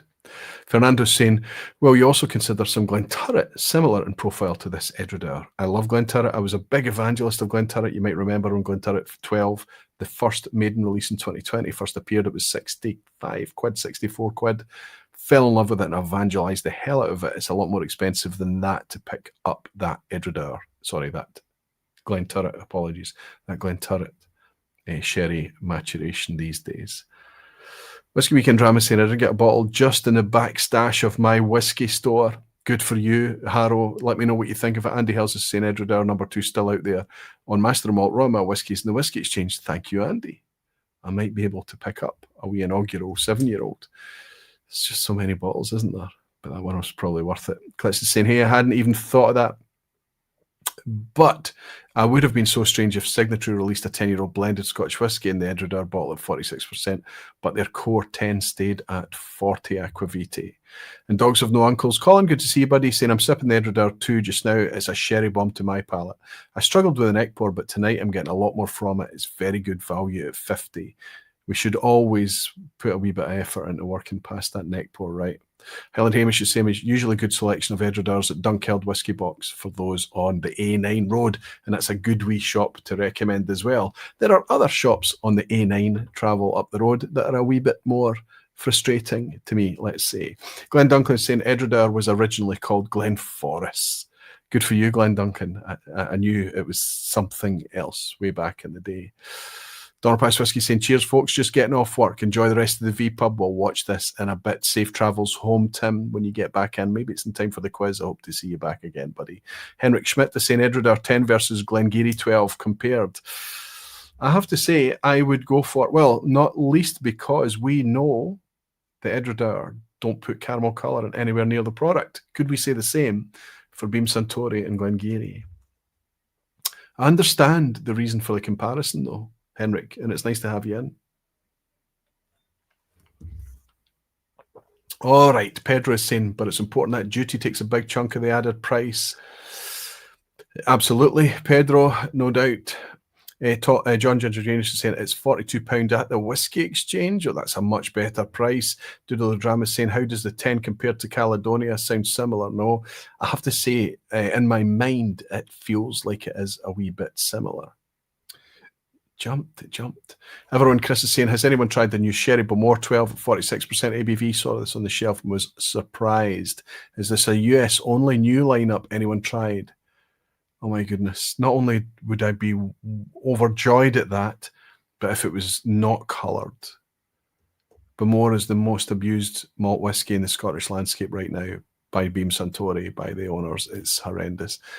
Mark is saying, Master Chief Sea Chest, good to see you, buddy. How different is this from a signatory 46 ABV Edradour? I would say there is a lot of similarity here. A lot of similarity. I hope that helps. Billy Bennett is saying, got to head off to bed, and we'll catch the rest on replay. Have a good evening, Roy and the Barflies. Thanks for joining us, Billy. I think you're in Southern. No, you can't be. It'd be morning for you. It's nice to have had you in. I think you're in Asia, perhaps, if I remember well. Martin Jones is saying, Glasgow Whisky Festival tickets, there are 2 returns available on the main site. I went to check the date, but sadly I can't make it on the 8th. The best place to get rid of or share your or sell your or swap your Glasgow Whisky Festival tickets is on the official site on Facebook. Alistair is saying that Edradour 40 with a TWA with the code thank you 5% off. It's £40, so we're getting it a lot cheaper. I overpaid for it potentially on launch, but there's lots of people out there getting it at a much, much better price, which makes absolute sense. Tim is saying, I loved Edradour, but then it started to smell and taste like the aromas from the vet practice I declared it. I cleaned in high school. Unfortunately, that ruined it for me. Wonder if it was an early Edradour for you, Tim. And Harrow is saying, it's time for me to say goodnight. Club night on Friday and a whiskey festival in Amsterdam on Saturday. Slant your Barflies. Thanks for joining us, Harrow, my friend. Sleep well. I hope you pick this up on the replay, buddy. Cheers, Harrow. Good night. A couple more to share with you. Let's talk about improvements in presentation is one thing. But how about when I talked about Clydeside having a very easy to connect with and understand official lineup? We have their Stobcross flagship, we have their bourbon, fully bourbon matured peated Fortnight, and the sherry Napier. It's very easy to understand. Some distilleries have struggled to bring us that over their, let's say, infancy, their developmental years. One distillery, one of the northern distilleries, struggled with that significantly. They do have a 10-year-old out now, but this one, I need to try. This one is now a 12-year-old. This is Wolfburn. This is Wolfburn's. I can't get my head around this. Wolfburn is now 12 years old. Why is that something to celebrate? Well, you might be aware that I've not spent a lot of time talking about Wolfburn. They have had the cast strength has appeared on here.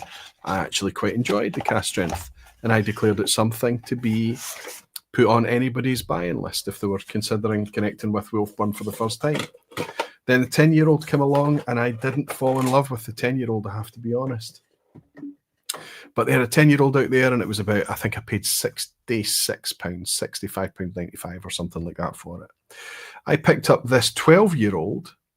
So we're 2 years down the line now, and this is aged for 12 years in a combination of selected bourbon and Oloroso sherry casks at 46% ABV.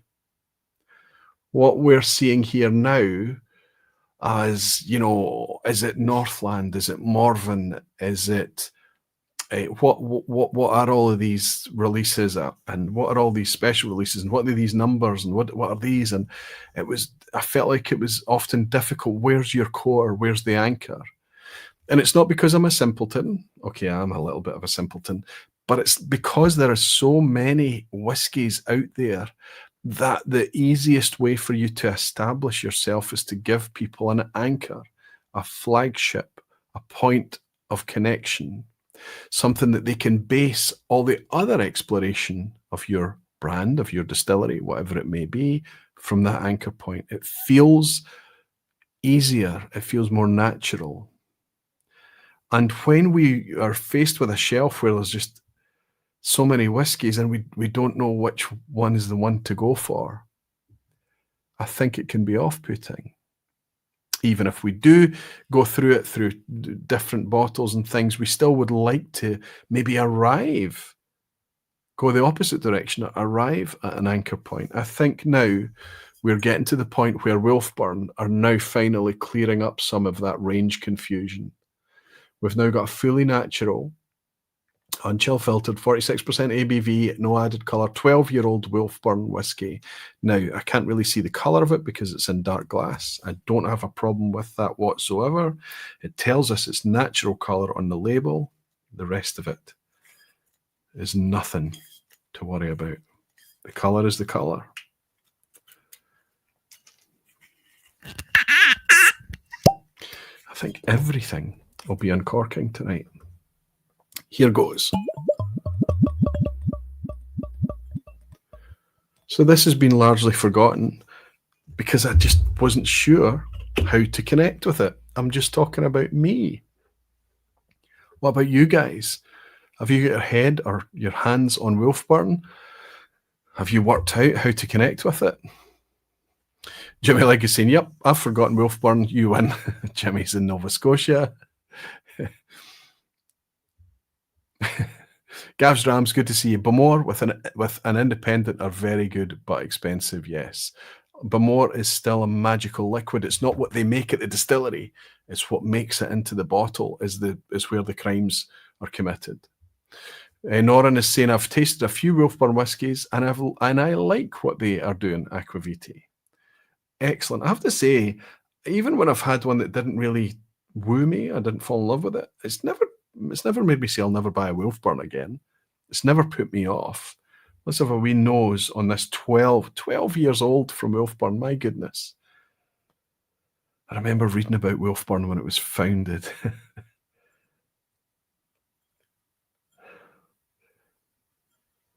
I wonder if I'm being led by this bright purple, this grapey label. But I'm getting dark fruit from this. I think this is there's quite a proportion of sherry cask in this.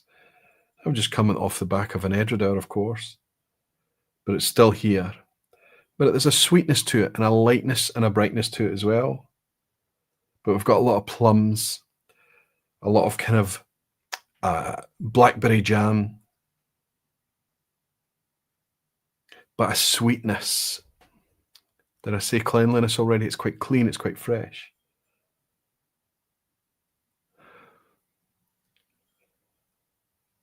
There's a nice tablet toffee. Brown sugar. Let's go with brown sugar. Brown sugar and caramel. And as you sit with the fruit, I'm still in the plum realm, but you could, maybe it moves a little bit more to kind of fleshy nature. So maybe a little bit of stone fruit, but darker stone fruit. Plums, definitely. Cheers, everyone. Let's have a wee sip of Wolfburn's new 12-year-old.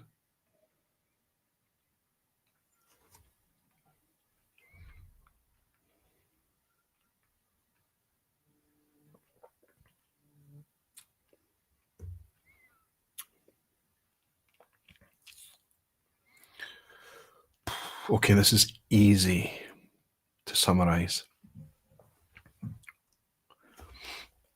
This is precise, well-made, balanced, and elegant. This is the best Wolfburn I've ever sipped. This is the privilege I'm talking about, where you've kind of worked through the bumps and the jagged edges. You've sipped it through its development. You've tried it over the years and you've thought, oh, I think it's hiding behind the peat here. Oh, it's still a bit raw here. Oh, it's all kind of it's a malt story here. Oh, this is getting a wee bit better. It's getting older. Oh, this cast strength version's good. Oh, the 10-year-old, oh, it's not exactly what I'd hoped for. Suddenly we arrive. We're 12 years down the line.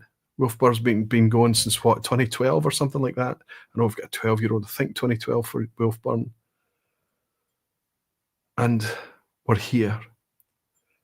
And this, the quality, it's not rounded out, it's not soft. There's still a bit of edge and character to this, but the balance,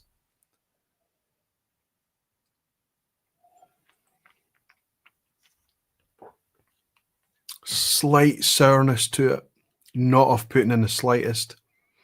Actually adds a nice wee edge, touch of acidity with that sourness too. Really interesting.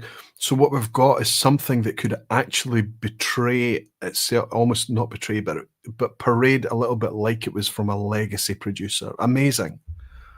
Fantastic. Do you know what would be nice? It'd be nice on the vPub to uncork something every now and again and put it into a glass and it's a stinker. It's just something that's horrible and you say, this is terrible, don't touch this, is awful. And I could spend 5 minutes ranting about how crap it is, right? Not only would that be destructive, but it's something that you don't want to happen, especially when you're uncorking well-priced, sometimes expensive Scotch whiskies. You want it to be good. I think, and this is the remarkable thing about where we are in 2025, especially when it's released as an official bottling as a single malt, they can't release crap. They have to try really hard to release the best that they can. There's an edge to this. There's definitely an industrial, slightly grungy edge to it, but it's the most elegant, the most balanced, the most complete, integrated dram I've ever had with the Wolfburn name on it.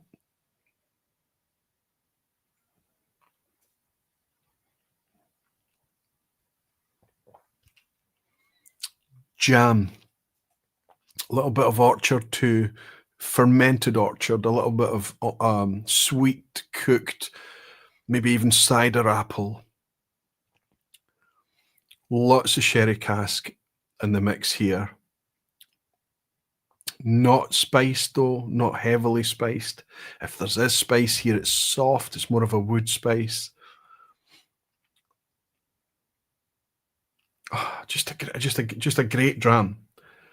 My only problem with it, I appreciate that you're now 12 years old, but I paid £68 to pick this up.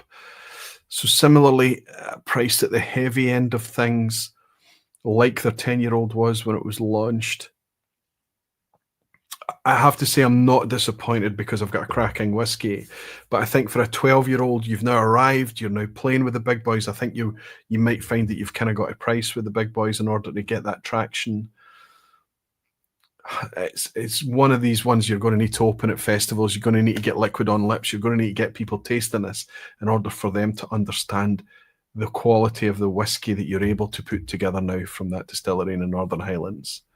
This is a treat. A bit of tobacco, long finish.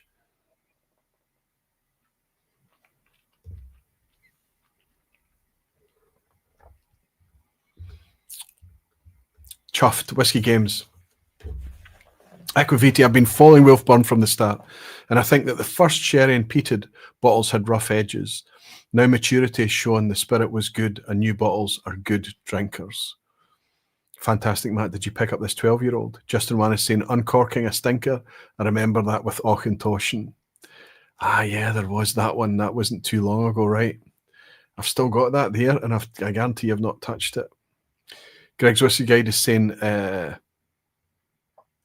oh no, he's speaking to Jimmy. Sorry, Greg. Jimmy's bought me a dram, actually. Thank you very much, Jimmy. Saying Aqvavitae would never speak negatively about a whiskey he's trying. Roy Duff, on the other hand, has many more opinions. Yeah.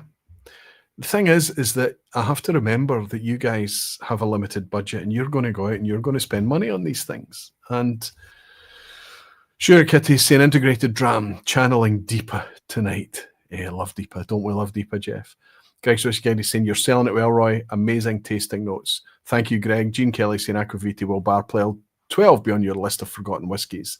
Balblair, it could be argued, are there, but I've shared Balblair 12, 15 and 18 in the vPub. I think I've talked about the fact that they were too expensive when they were rebranded and relaunched, but everything else has caught up with them now. But it's still in today's market, when there's so much choice, I think Balblair is hardly selling volumes, right? Clydeside saying, thanks for reminding me of Wolfburn. I'll definitely have to look into that 12. But for now, I'm off to bed. We'll catch the rest on replay. Clydeside, now that you're back on the replay, my friend, welcome back. Andy's saying, the only true stinker we've uncorked was the core Aberfalls release. Truly awful Aqvavitae. I think I've only ever uncorked one Aberfalls, and it was a long time ago. But I think I remember I didn't love it. Alistair Gray saying, I have purchased the Napier direct from their site at £41. Reckon I had a bad sample. Okay, the pressure's on me now, Alistair. I'll see you in Glasgow, won't I? And we can have a wee tete-a-tete, a wee head-to-head, and we can talk about how you got on with that Napier. I tell you what, I'll make a deal with you now. If it's every bit as sharp as the sample that you remembered and your reaction to that sample, and if you don't love it, and you don't think it's worth £41, bring the bottle to me in Glasgow and I'll reimburse you and I'll take the bottle from you. I'm not going to promise that to everyone, but my pal Alistair, I'll promise that to. Tim is saying the rebranded Balblair is a pale shadow of its former greatness. I have to say, Tim, it depends on the example. There's one or two official Balblairs up there that are really quite pretty whiskies. I'll admit to you, compared to the prices we were previously paying, a wee bit expensive though. Greg's Whiskey Guide is saying, I did enjoy Wolfburn batch number 458. They had a lot of those numbers, didn't they, Greg? It was good but expensive. Was not convinced by the 10-year-old. But this year, Mark was pissed off because their French distributor refused to send us the new 12-year-old. Why would they refuse? Is it on allocation or something? Make an effort, Greg. See if you can seek this one out. If you're interested in following the evolution and the path of Wolfburn, I think they've arrived. Great stuff. Okay. I'm going to skip, because of the time, we're at 1 hour 42, I'm going to skip number 4. And I think it needs talked about, but there's a multiple context that I could talk about what's at number 4. But I've promised you 5. I don't know. I've given you 5, though. The Napier and the Fortnight was 2 from the same distillery. I've given you 5. I'm going to park number 4. I don't want to be going on and on and on and on tonight. We'll just skip to number 5, and if we come back to number 4, I don't know, another time, because it's certainly something that I've forgotten, and it's something that does need a wee bit of support, but I think there's another topic in the future that I could talk about it. Anyway, I want to continue thinking. You've talked all throughout tonight like you're reading my own head. You know, you're very, very good at predicting what I'm going to talk about next. And you're often talking about brands such as the Balblairs and things that have been established brands with not just a core flagship, but a 10 and a 12 and a 15 and 18 and a 21 and a whole kind of flight, a whole vertical range of official releases. And somehow they have managed to become a wee bit forgotten. I'm going to try to get you guys to guess the distillery I'm just about to mention. You know, they have a peated malt, a lightly peated malt that I've talked about quite a lot on the vPub, but the regular unpeated stuff rarely gets a mention, and I think that's criminal on my part. They've got an on-age statement entry-level product, and I, years ago, raved about it and caught lots of people out on many blind challenges with this non-age statement, 43% single malt release. And it was one of the whiskies that really drove home to me how good ex-bourbon matured whiskey could be, whether it was first fill or maybe sometimes virgin oak as well. Anyway, the non-age statement is a cracker. Then they've got a 12-year-old. They've got a 14-year-old Portwood. There's a 15-year-old. There's an 18-year-old that is sublime. And they have a whole bunch of playful releases, let's say, cask play releases based on their 15-year-old product, which is a really interesting concept because everything else is matured the exact same way and then finished and for the exact same time in different casks. Does anybody know what I'm talking about? Lord Impaler is in tonight. I think it's Daniel. Is your name Daniel, Lord Impaler? I think you've changed your name in Patreon to help me a little bit Tomatin. I'm talking about Tomatin. The infamous non-age statement whiskey that I'm talking about was one of my permashelf bottles for years. It was Legacy, maybe Dualcas, I think they called it, and depending on where you are, North America, 43% entry-level product. Also 43%, that means filtered, shell filtered for in Tomatin's case for the 12-year-old. But everything beyond that is natural. It's pointed very much at us. And we also have to remember that Tomatin are not a new distillery; they're a very old distillery. Once upon a time, Scotland's biggest malt producer back in the day, back in the 70s, definitely. But we have to remember that they existed to provide product for blends, like the majority of distilleries did. And they have, in the last 20 years, 25, 30 years perhaps, they've really, really, year by year by year, focused more and more and more and more on single malt. And I think they've done a fantastic job of doing that. Get a clean glass. One of my favourite treat whiskies to pour is this wee Tomatin 18-year-old. I just think that, and this could have gone crazy, 140, 150, they could have gone crazy on the price, but it tended to stay about 100 to 110 pounds in price. So what I'm talking about celebrating here, and the reason that I feel like I've forgotten Tomatin, is that despite their solid dependability, the 12-year-old is a charmer, despite being 43%. Come on, give us 46 and all natural Tomatin. It's not going to be that hard. You've got Legacy to take care of the entry-level product here. There's no excuse for that 12-year-old being not natural. My personal opinion, but I would get a lot of people agreeing with me in here. Fantastic range of other products for people that want to explore Tomatin a wee bit more, but I think the most interesting thing is that over the years, as Tomatin have dialed things in, I think they've got better and better and better. Better at the whiskey they make, and more importantly, better at the whiskey they bottle. But I'm going to put that to test tonight. I'm not going to pour a wee dram of my treat whiskey that I love so much. I suspect this particular batch of 18-year-old that I have, am I able to read out the batch number to you? Yes, look at that.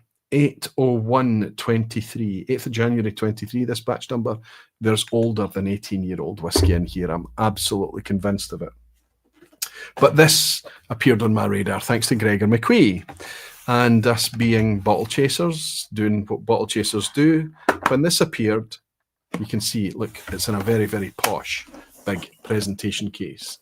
So it screams, oh, expensive. This is pricey. This is pricey. Listen, there is a wee magnet or two in here and a molded back case, but generally this is just cardboard. But still, yeah, get rid of this. We don't need it. I mean, I've just taken this. That bottle will never go back in this box again. This is instant landfill. This is trash. I don't know how much this costs. 2 quid, 3 quid, 5 quid more. Ditch it. Anyway, some people need it, some people hang on it, some people are going to gift it. But here we have a whiskey that I don't think should be in that box. This is what I'm talking about when it comes to maturing, solid dependability. And I look at this bottle now and I recognize this is a brand that's fallen off my personal radar. Forgive me, Tomatin, for I have forgotten you.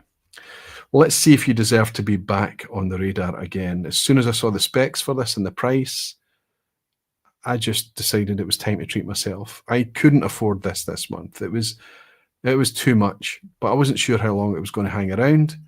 And rather than use the 18-year-old tonight, I realized that maybe this would be a thing that could either prove or disprove my argument to you that we've forgotten about Tomatin. You want to know what this bottle is? This is a UK exclusive limited edition, but it's raw Tomatin, pure Tomatin.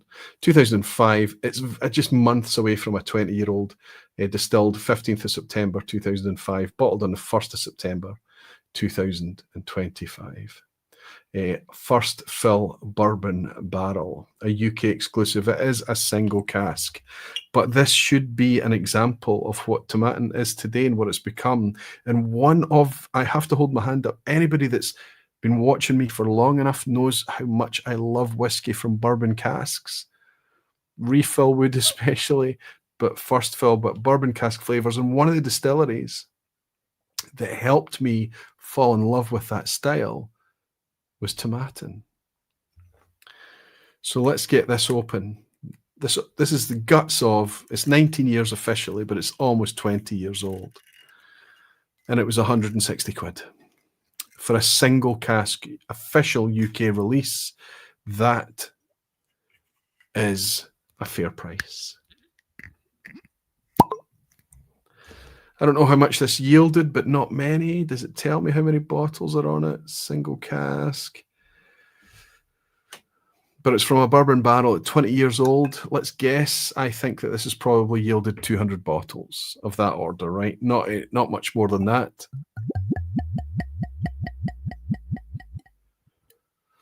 As soon as I saw the specs, Gregor shared it to say that he was tempted by it. And I just said, oh, I've kind of got to try that. Yes, I can hopefully recover from the financial outlay in November. But for now, I've got this here.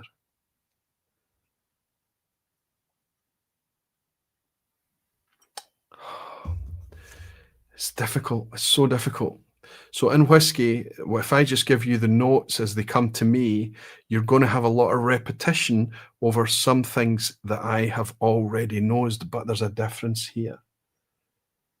I'm getting orchard fruit, but I'm getting something. It's a bit of licorice there, a little bit of aniseed, a little bit of... There's a poise and an age and a maturity that's obvious here. And it comes across as a softness, but that's not to say that it's flat. How can you nose velvet, right? How can you nose a texture? But that's, I'm trying to articulate what the sense I'm getting. There's a decadence to this nose. There's an age and a maturity and a poise. But it's orchard fruit. It's creamy caramels and coconut. It's oaky, soft oak, green apple, creamy, fondant, vanilla, coconut. Again, did I say coconut already?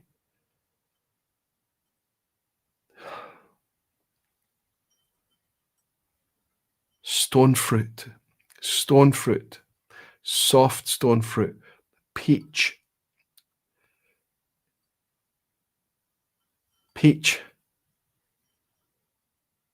apricot. We're moving into a kind of more tropicality. This is what mature Scotch whisky does. This is the love of it. 2005, it feels young. It's a wake-up call, isn't it? No, we're in 2025. This is 20 years old. Okay. I'm in Tomatin. All you have to do is be tasty on the palate, right?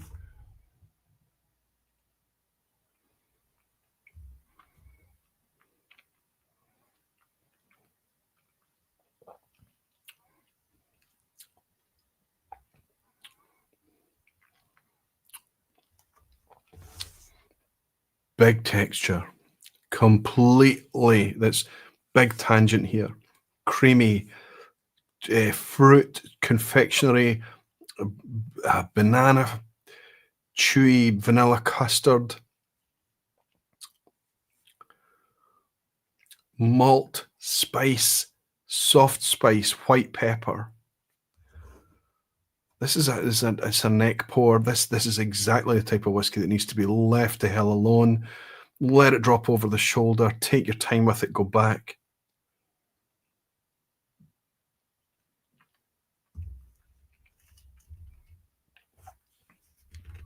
A little bit of cream soda. Lots of vanilla notes. Marmalade, peachy marmalade, a kind of stone fruit jam thing. Dry, a little bit acidic, turning a little bit sour on the finish. That oak, that bourbon cask. This is a wee bit like how I opened the vPub tonight. That Glasgow distillery, we're not comparing the same thing. But the Glasgow, the Barflies release is pure stripped back bourbon cask only. This is at the other end. This is 8 years is at the start of the journey.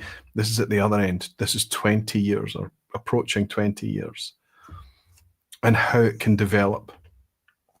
Some people would feel it's risky leaving something. And a first fill bourbon cask for 20 years, this is proving it is not. The whiskey, the malt whiskey, the spirit that goes into the cask is more than up to the job. It's actually quite a pale whiskey, right?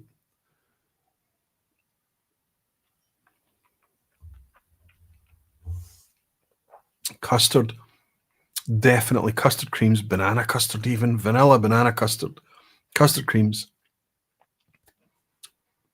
That sourness on the finish, the development is nice and creamy, that kind of fondant thing, lots of vanilla.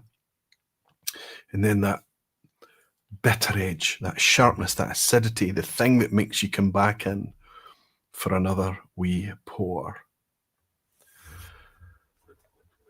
The start of the vPub journey, 8 years ago, I spent a lot of time raving about Tomatin. I loved it. I love discovering it. I wonder if you feel the same way. Tim is saying Tomatin is a wonderful distillery. The Standard 12 has a strange weirdness that many have noted. Lots of their other things, great. And of course, the PX Distillery handfill 8-year-old is epic value. That famous PX Distillery handfill that they're still doing, I have to say there is an edge to this. There is a weirdness to this that's difficult to put my finger on, but it's interesting. Time for a dram. Gregor is in here tonight. This is a whiskey that he put me on to. I wonder if he picked one up. Did you pick one up, Gregor? Daisy is saying, good to see you, Daisy. Evening, Roy and Aqvavitae Barflies. Home, feet up, and a Brookladdy in the glass. Not on theme. Sorry, not sorry. You do not need to be on theme. The fact that you're here, you're on theme. Time for a dram. Gregor is saying, please don't be a shiter. Please don't be a shiter. Please don't be a shiter. Please don't be a shiter. You've bought it. Everybody in here tonight wants me to tell you that it's a bit of a shiter. Gregor, it's not your flavour profile.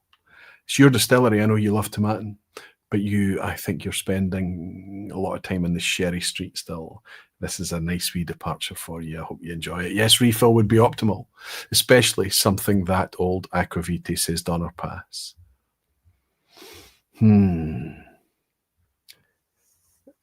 I always just give my first reaction to these things. And I tell you what, the only time I'll bring it up again or revisit the vPub and bring it up is if there's been a significant step change in my my initial reaction.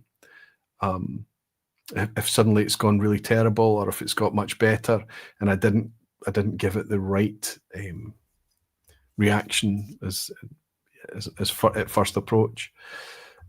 So I always reserve the right to change my mind a little bit, and a caveat that this is a first pour, but this is going to go on I think alongside this wee Edradour.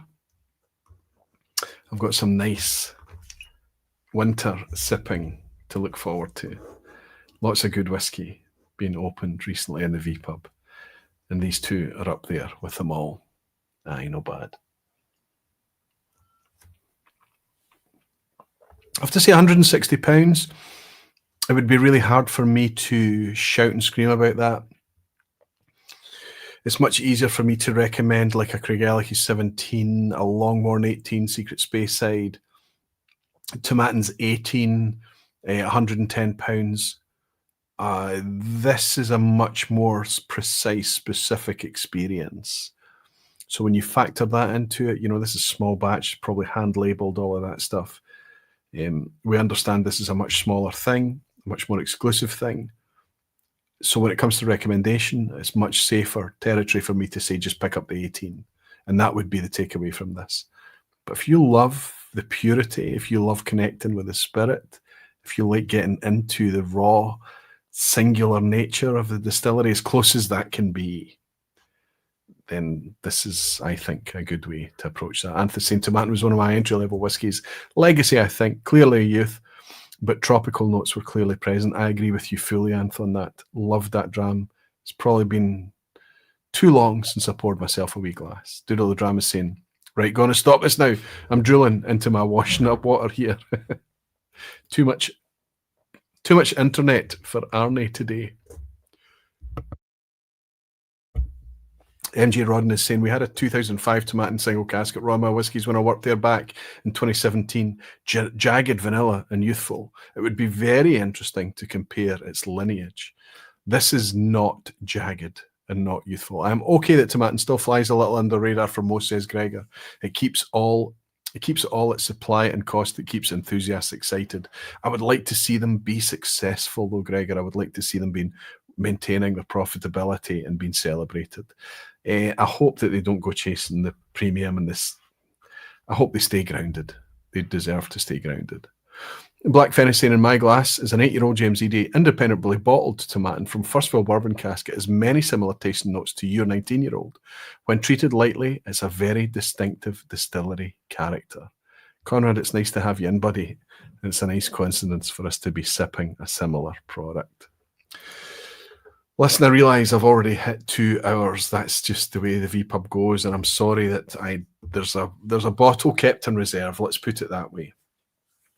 I've shared more than 5 whiskies with you tonight. I shared the Glasgow release, obviously, for 8 years of the vPub. More to follow on that to patrons next week. Exciting times. Then we moved into the 2 Clydesides. There was 3, but I didn't open the 3rd one. The Napier and the Fortnight I opened, and they're both easy to recommend. The Edradour is a huge step up in my book. I know that this is a distillery edition. It's to celebrate 200 years, but the 10-year-old at 46%, I think that's a cracking whiskey. I'm so chuffed to have that in the vPub again, and it's something that I will be reaching for over winter. I was charmed by that tonight. The Wolfburn 12-year-old, I think we've finally got a Wolfburn that I can actually actively evangelize about. It's a wee bit pricey, so I do have to caveat it with the fact that I paid £67 for that, but it was my local bricks and mortar retailer. Online, you might find that you can get it a bit cheaper than that. Fine, good.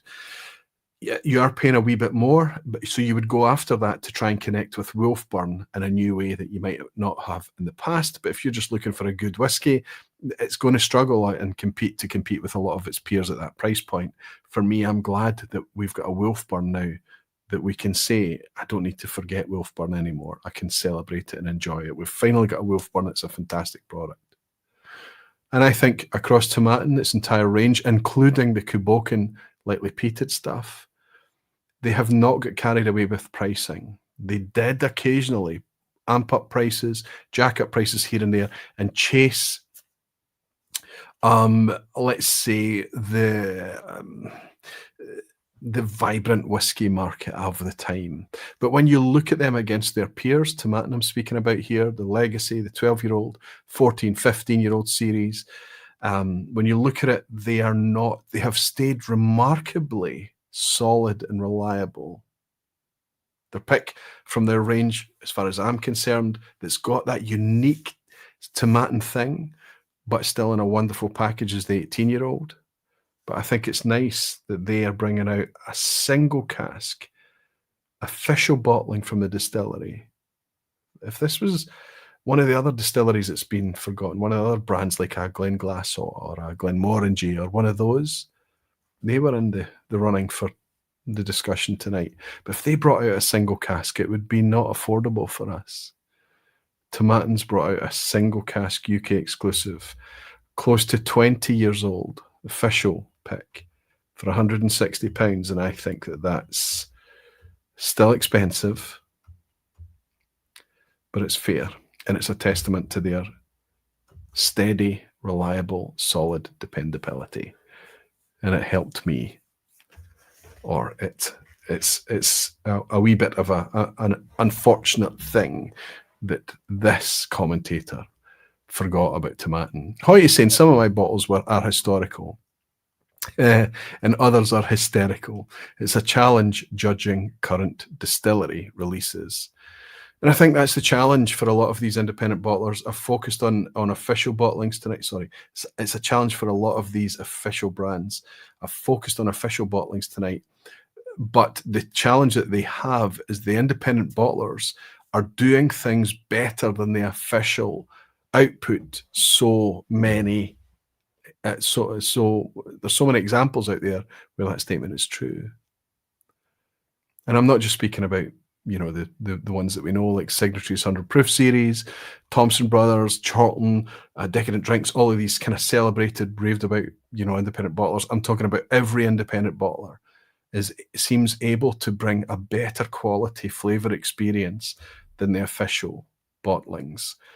And that's a dangerous place to get to. Take care over what you're putting together. Take care over your customers. Take care over, don't try to round things off. Don't chase that. You have to maintain character and vibrance and flavor and variety in your product.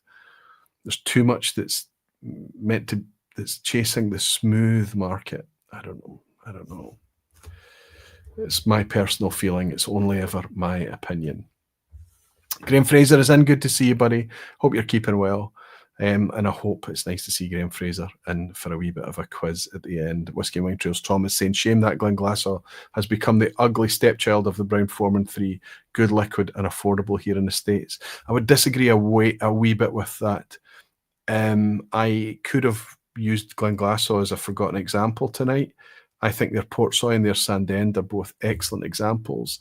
I actually think their 12-year-old is a delicious wee bottle of whiskey. It really is. I've seen it on offer as well. I've seen it reduced in price, and it's a pickup on site if you see it at a good price. I just wish that they'd gone, it's 45% ABV. It's weird. I just wish they'd gone fully natural on it and stated it as such. That said, if you want to connect with Glenglassaugh, I think the 12-year-old is also a charmer. The other one is Glenmorangie. If we talk about an increase in presentation, like we've been talking about tonight, the Glenmorangie was up for that. You know, their 10-year-old is up to 12 years old now, still the same ABV. Come on, Glenmorangie, give us a 46% all-natural ex-bourbon. You've been the torchbearer. You've been the standard for bourbon matured single malt Scotch whiskey for decades. Why don't you bring us a natural one? That said, the other releases in the range have also increased in age statement as well. So they've been bringing us more for the same price as well. I think Glenmorangie could be a bit better. It's still a distillery that I love, and it's pretty dear to my heart as well. Hoyt is saying, Aqvavitae, my best versions of distillery malts are from independent bottlers. I don't doubt, my friend. I don't doubt. I get it. I get it completely. All right. We've been going on for just over 2 hours now. Thank you for your time, your patience. I'm not ready to wrap things up yet because we still have the quiz at the end. It's good fun. It's multiple choice. Don't get scared. Don't go running off. We had over 300 of you in. We're now down to just under 250 of you in after me going on for 2 hours. Let's see how it drops. Before you do leave, if you do leave a little like. I don't spend a lot of time looking at the likes, but it's nice to have the wee likes getting left. YouTube, it's especially important for YouTube because that's one of the ways that they measure the value of the content. If you think this is legitimate content, if you get something out of it tonight, please click that like button. It means a lot. Thank you. The quiz is always good fun. Don't take it seriously. Okay, it's up to you how seriously you take it. But if you want to follow along and follow the crowd, if you want to kind of just get comfortable with it first, it starts off easy and gets progressively harder as you get towards the end. And there are some deliberately obtuse, awkward, let's call them asshat questions along the way. Justin is saying, I can't believe I managed to stay till the quiz. You've done it again, Justin. You've got a tasting tomorrow. Come on, son, you need your sleep. Jimmy Legg is saying, Aqvavitae, I hadn't been listening for the past 15 minutes, sorry. Too much fun in the chat. Usually I can do both. Did you say anything interesting? Fortunately, Jimmy, no. I didn't, my friend. I didn't. Martin Jones is saying, I get the first two wrong, I'll be off to bed. Let's see, Martin. And Rick Johnson's bought me a generous dram. Good to see you, Rick, as always. Roy, if they have drams available on your holiday next week, get yourself a little something. You deserve it. Just to remind everyone, thank you, Rick. Thank you very, very much. There's no vPub from me next week, but you can go along and join Jim on the Whiskey Novice channel, and he'll look after you and give you a place to hang out while I am away having a wee bit of downtime before the OSWAs and the Glasgow Whiskey Festival weekend and all the crazy stuff that the end of October and early November brings. Thank you, Rick, you superstar. Cheers.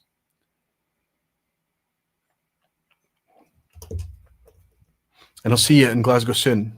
Okay, here we have the quiz at the end. Good luck, everyone. Please play along. You don't need to throw your answers in. You don't need to have any pressure or stress on you. Just see how you get along with it. Start things off nice and easy. Question 1. Which of these statements is true about Fortnite, the new peated release from Clydeside? A, it is 6 years old. B, it uses Isla peat. Or C, it only uses Scottish barley. No way Rick buys you a dram and I don't, says Jimmy Leg. Well, I like it. I love it, guys. We've got the American and the Canadian both buying me drams. I'll take it from both of you. I've got to hang out with both of you boys and hang out in your company here in Glasgow. Hey, what I need to do is come over to San Francisco and maybe even Nova Scotia, and they have you buying me a dram there so that I can buy you one straight back. Thank you both. Cheers, Jimmy. Jimmy Leg is going for C. Yes, we're back. He's going for A. Peter Box is deciding that it's A and C. Ian is in. Ian, whiskey and that. Good to see you, Ian. How you keeping, my friend? Still traveling around the distilleries. I used one of the pictures that you sent me in a vPub recently. I think it was it Altmore? No, it was Tormore.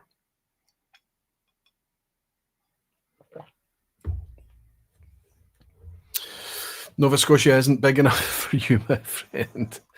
I'd be able to sneak in and out of Nova Scotia and nobody would even notice. I would love to do it one day as well, Jimmy. I can tell you that you're super smart, super knowledgeable. Sometimes question 1 is a freebie for everyone and all the questions are right. Unless there's a banana skin there, you might need to watch out because one of them is wrong. In this case, you're spot on. B is wrong. As read out earlier, it does not use Isla peat, it uses Highland peat, but it is 6 years old and it does use only Scottish barley. Justin Wands bought me a dram. He said, before I forget, a dram for you to enjoy next week. We enjoy your time off. Thank you very much, Justin, you superstar. I know you're not coming to Glasgow this year. We enjoyed having you before, buddy, and we'll have you again. Question 2. Which producer is involved in a project to plant thousands upon thousands of Scottish oak for future whiskey maturation? Is it A, White Peak, B, White Mackay, or C, White Label? Which of those brands is involved in a project to plant thousands and thousands of Scottish oak trees for future whiskey maturation? White Peak, White Mackay, White Label. Justin is saying, yep, you're going to have to put up with me in 2026. I look forward to it, buddy. Can't wait to have you back here again. That'll be great fun. Oh, I missed a dram from Dave Shaw. Dave, good morning from sunny Perth, Roy. Really excited to see the new Edradour make its way to Australia. Sounds like a banger. Dave, I'm so sorry, my friend. I missed your dram. I do hope you pick this up, Dave. And aye, buddy. I hope the Edradour makes it to you as well. I'm sorry I missed that. It's not cool. I missed Alistair McPhail as well, celebrating being a member of the Barflies for 60 months. My membership anniversary, 5 years of camaraderie. To Alistair and to you, Dave Shaw, apologies, my friend. Cheers.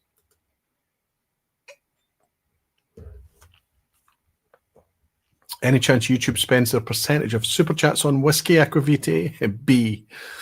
I hope some of them do. That would be nice. Sure, Kitty also saying B. Willie Dollier's in. Good to see Willie saying B.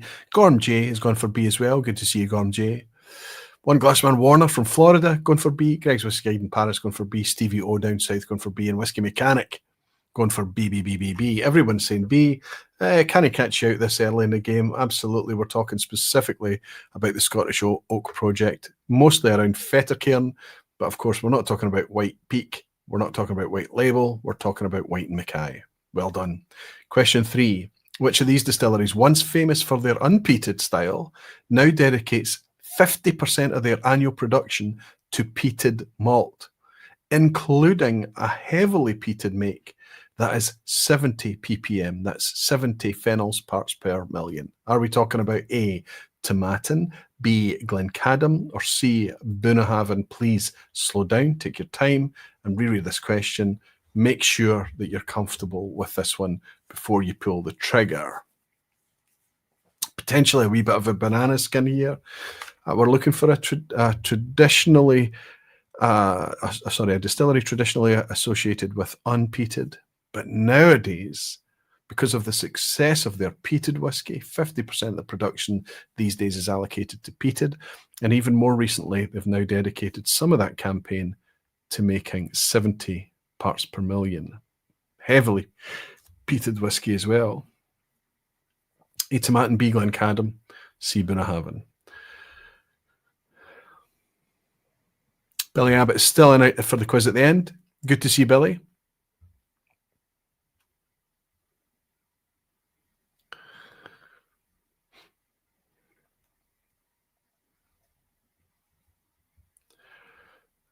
You're just. Paul Gidley is in. Good to see you, Paul. Paul, thank you also for your recent support, my friend. It's nice to have you in and welcome you here as a Barfly too. Ron Leslie is going for C. Paul Gidley is talking about Moynia. Absolutely everyone that I can see going for C. Jeffrey Bangers is here. Good to see you, Jeffrey. I've noticed Boona peating it up lately. C. Jimmy Legg is talking to Justin, and I think everyone. Kyle Taylor's already counting it a 3 for 3, and absolutely I can't catch you out. I'm talking about Bunnahabhain. Now got 70 ppm heavily peated malt in the mix now as well. Such is the success of their Moynia, Stoisha, their peated Bunnahabhain. Question 4. Graham Unson recently left his role as Master Distiller at Tomatin in May of this year. But which other distilleries did Graham manage?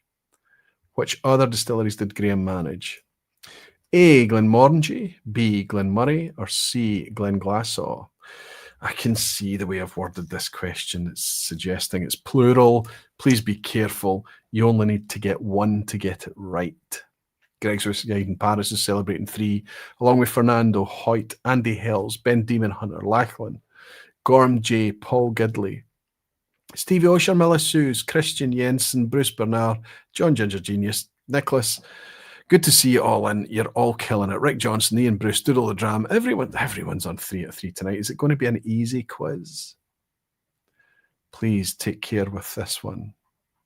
Billy Abbott also celebrating a 3 out of 3. Graham Fraser, of course, 3 out of 3. I know at least one, says Greg's Whiskey Guide. Then in that case, Greg, that's what you need to select. You need to just get one to get this correct. Mark Watt is already counting his 4 out of 4. I think we've got some swagger. Can we put Graham Fraser, Mark Watt, and Billy Abbott up against each other? That's not fair, is it? It's really not fair. Lots and lots and lots of people. Willa Dolier, Kyle Taylor, Dave the Brave, Pedro Menezes, Gorm, Daisy Vleeland, Andy Hells, Gene Kelly, Hoyt, Nicholas, Ian Bruce, Ron Leslie, Paul Gidley. Fantastic. All going for C. Good stuff. Ginger Genius John going for C. Ben Demon Hunter also going for C for Glenglassaugh. Absolutely. Glenglassaugh. Graham Unson was very much involved in the renaissance of Glenglassaugh. And also Glenmorangie was a previous role for him as well. Glenmurray, to my knowledge, he has not worked at. I suspect question 4 might have been a banana skin for some of you. Most of you have scraped your way through that. There's a fantastic, one of my favourite wee sessions back in the days. I think it was during COVID. Graham Unson stepped forward and we talked about the magic of the cask, a previous vPub from years ago, going back into the archives. Fantastic guy, an Arcadian and from Orkney originally as well. Great guy. Question 5. We're looking at a distillery here. I don't know if there's enough information in this image to let you know what distillery we're looking at.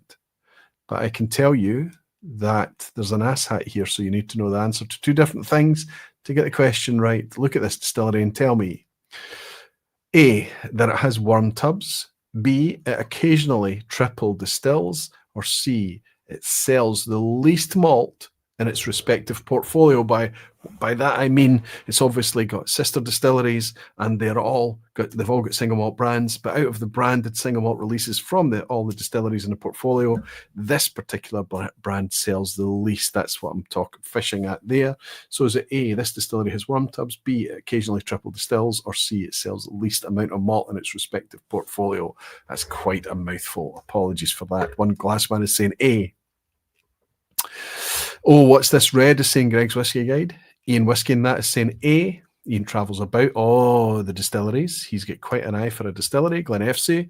Good to see you in Glen FC. He's Klaus, that is. He's saying A. Martin M is saying A. Dave the Brave is saying A. Pete Head, Martin Jones, Ian Bruce, everyone's just saying A. Going with the crowd again, says Justin Wan on A. Gorm J. Everyone's saying A.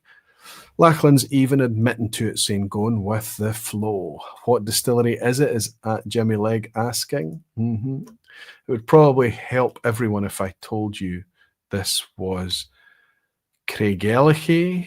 This is Alan is saying, okay, fine, A. Jimmy Legg is saying A. Stevie O is saying A. And Craigellachie definitely has worm tubs. And interestingly, Craigellachie is also outsold by Altmore, by the Devon, by Royal Bracla, and Aberfeldy. Out of the portfolio, Craigellachie. Amazing to me to learn that. When it comes to official bottles of single malt, they sell the least. It's tough between Craigellachie and Altmore for me, but I love the Dewar's labels. I love the malt that they produce. I think Craigellachie is an absolute cracker. Lots of 5 out of 5s. 5 for Billy. Devon sells more, says Billy Abbott. That's for sure. Aberfeldy sells more. Altmore sells more. Quite surprised to hear that Altmore sells more. Question 6. Once upon a time, Glenturret was the home of the famous grouse, the UK's best-selling Scotch whisky. From a brand perspective, which of these distilleries might theoretically, unlikely, but possibly do so today? It's a very long-winded way of asking a different thing. A. Glenmorangie could be the home of famous grouse today. Glenfiddich could be the home of famous grouse. Or C. Glenlivet could be the home of famous grouse. Glenturret was once upon a time owned by Edrington. Now it's owned by Lalique. Famous grouse was once upon a time owned by Edrington, and it is now no longer. So this is a long-winded way of saying who now owns the famous grouse. Which of these distilleries could potentially, but highly unlikely, in fact, it's never going to happen, be a home for famous grouse? A. Glenmorangie, B. Glenfiddich, or C. Glenlivet?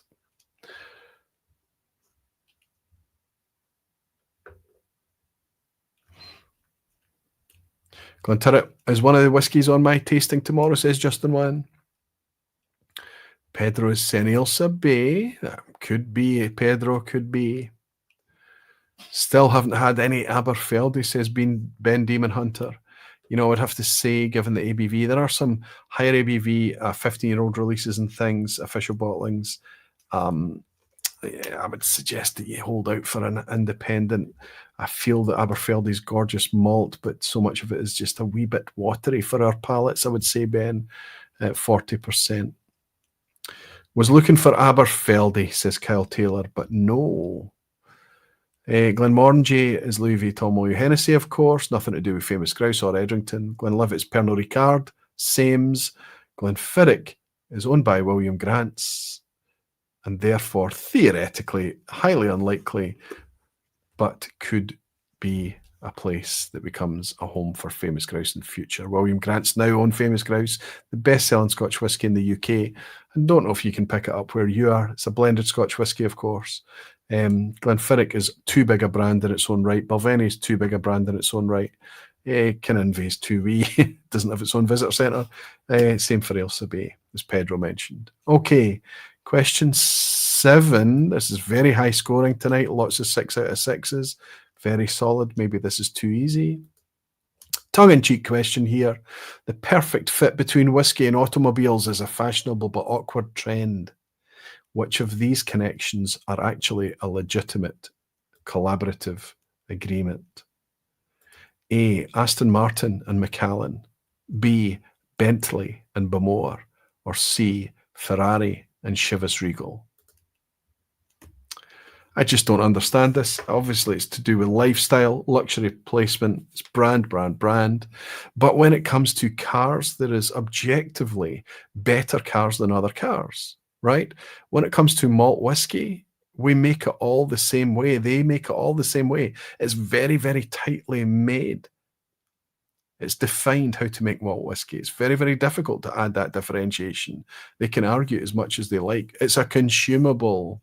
It's meant to be enjoyed and left. It's not like a watch or a car or something that's been engineered. I have to say it's different. However, they seem to want to get into bed with each other. Is it Aston Martin and Macallan, Bentley and Bowmore, or Ferrari and Chivas Regal? Legitimate question mark, says Greg's Whiskey Guide. I take your point, big guy. Daisy Vleeland is saying F1 question mark. I've been able to catch a few of you out with this one. I think Robin Reliant and What Whiskey. And nothing wrong with the charm of a Robin Reliant, right, Mark? I can tell you that it's actually Formula One, as Daisy quite rightly pointed out. Aston Martin and Bowmore collaborate together. Bentley and Macallan collaborate together. I mixed those first two A and B around. But I was looking for you to answer Ferrari and Chivas Regal. In fact, the F1 driver for Ferrari is actually a brand ambassador globally for Chivas Regal. Wow, lots of you still on 7 out of 7, including Billy Abbott, Stevie O, Sugar Kitty, Peter Box, Ginger Genius, Ian Bruce, Nicholas, Jesper Bach, Andy Hills, One Glassman. I think Jay Leno just talked about this, says Hoyt. Gene Kelly, Justin Wan, Daisy, Kyle Taylor, all on 7, and loads more of you too. Willie Dollier, Greg's Whiskey, Pedro, Graham Fraser is answering C, might be a wee bit behind. He's often got a train connection or something. Mark Watt also on 7 out of 7. Question 8. Maybe there's some attrition coming in now. Which distillery closed in Campbelltown in 1934, leaving only Springbank in Glen Scotia in operation? I'm basically saying which was the last distillery to close in Campbelltown. Was it A, Riechlachen, B, Hazelburn, or C, Longrow? One of those distilleries closed in 1934, meaning that the only surviving Campbelltown distilleries from the whiskey capital of the world, I suppose, or Whiskyopolis, up to over 30 distilleries in operation simultaneously down there. Can I catch you out in the last 3 questions? My goodness.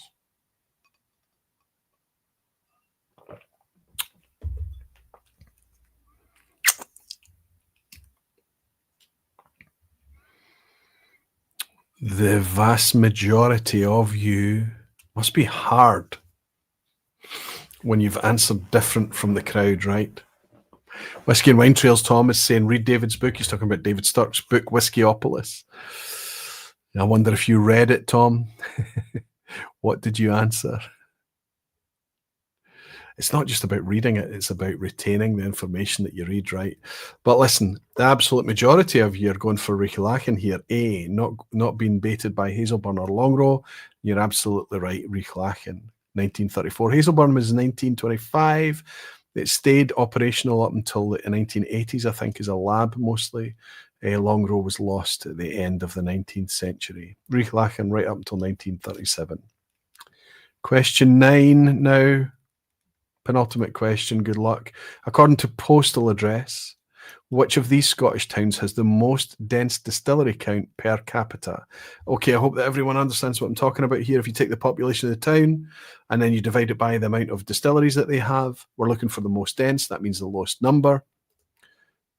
So the most distilleries per capita per town. A, Dufftown and Speyside. B, Campbelltown down the Kintyre Peninsula, and C, Port Ellen on Islay. Which of those towns has the most dense distillery count per capita? This is Alan is suggesting this is a cool question.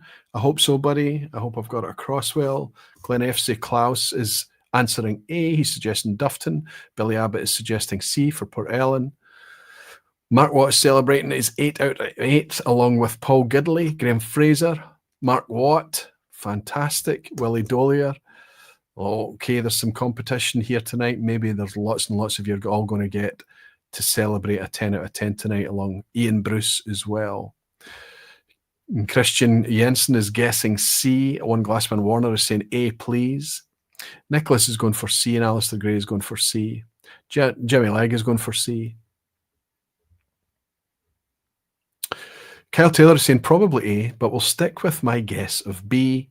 People in Dufton are the most dense, says Mark Watt. Well, you're from the area, so you get away with saying such things. I would never say that about that town.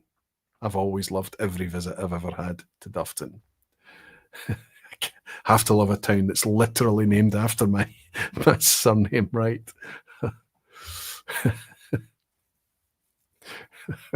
Very funny, Mark. Okay. The most dense distillery count per capita of these three towns is Isla's, Port Ellen, 4 active distilleries amongst a population of 800 people. Dufton, 1,500 people with 6 distilleries, so it's 250 people per distillery. Port Ellen is counting 160. Campbelltown, 5,000 people over 3 distilleries, 1,700. So absolutely. Port Ellen, there's a 160 there today. There's 200 people per distillery today. But once Port Natruan opens up, Port Ellen, that'll change to 160. It'll become even more dense. This is due to postal address. I know you could argue that Ardbeg is way over closer to Kildalton and things like that, but its postal address is still Port Ellen and Isla, making Port Ellen the most dense Scottish town per capita for distillery count. Mark Watt's saying sweet 9 out of 9. I got it, says Greg's Whiskey Guide. Martin M is on an 8 out of 9. Hoyt is relieved to be on a 9 out of 9. Fantastic. Hoyt. Tony Nelson's in. Good to see you, Tony, on a 7 out of 9. Andy Hill's on a 9 out of 9. Rick Johnston on 9. Stevie O on 9. We're moving into the ass hat, of course. The deliberately awkward question at the end. Justin Wan saying, damn it, 8 out of 9. 9 out of 9 for Jimmy. Christian, there's got to be lots of 10 out of 10s tonight. My goodness. Dave the Brave on a 9 out of 9. Fantastic, Dave. Congratulations. Let's see if we can get you all through a 10 out of 10 with the ass hat at the end. Scotland is the country of lochs and glens. We have 26 glen distilleries, but how many lochs? How many loch distilleries do we have? That is distilleries with the name Loch in their name.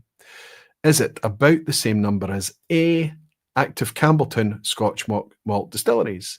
Is it about the same number as B, active Swedish malt distilleries? Or is it about the same number as C, active Scotch malt distilleries located north of Edradour Distillery in the Northern Highlands? So there we go. We're looking for how many loch distilleries there are. Does it match up with the number of Campbelltown active distilleries, Swedish malt distilleries, or Scotch malt distilleries located north of Edradour?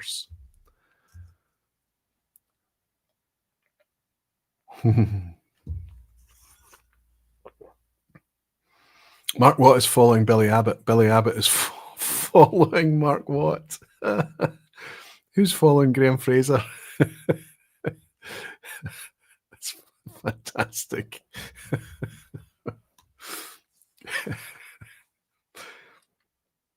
Petehead, reckon it to be 5. So going with C, he's saying. Tony Nelson is saying at least 5. Or Petehead is saying at least 5 to Tony Nelson, sorry. Billy Abbott is saying I give in. Billy. Campbelltown, active Campbelltown distilleries, you can count that, right? If you're going for A. And then think about loch distilleries. Maybe your head is just done in. Maybe it's just too late in the evening and you're just given up. I get it. Henrik Schmidt is saying, tough quiz tonight, Roy. Have a nice week off. Henrik, really? Who are you scoring tonight? Because I suggest to you, my friend, that there's going to be a few 10 out of 10s tonight. Great fun. 5 is what I compute, says Jimmy Legg. I'm going to go with Frank and answer C. Daisy is going for C. James Morgan is saying, oh no. Mark Watt is saying Lochlee, Loch Lomond, Ballindalach, Loch Nagar. Yeah, spot on. So Mark, you're counting 4. Have you forgotten? Well, Jimmy Legg's just mentioned it. I was going to say you've forgotten one.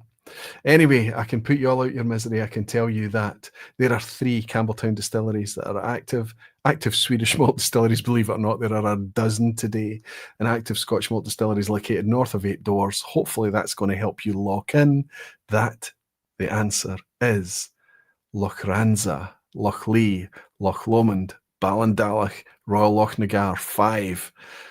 C is the answer I was looking for. But we can celebrate 10 out of 10s tonight, and there's going to be quite a few of them.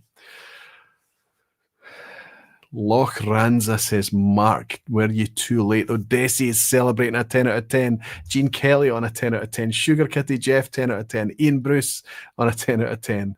Dave the Brave is celebrating, screaming, yes. That's brilliant to have your Dave the Brave icon next to that statement, yes. It literally looks like you're screaming it out loud. Fantastic. Jesper is celebrating a 10 out of 10. Hey, why is Ben getting condolences?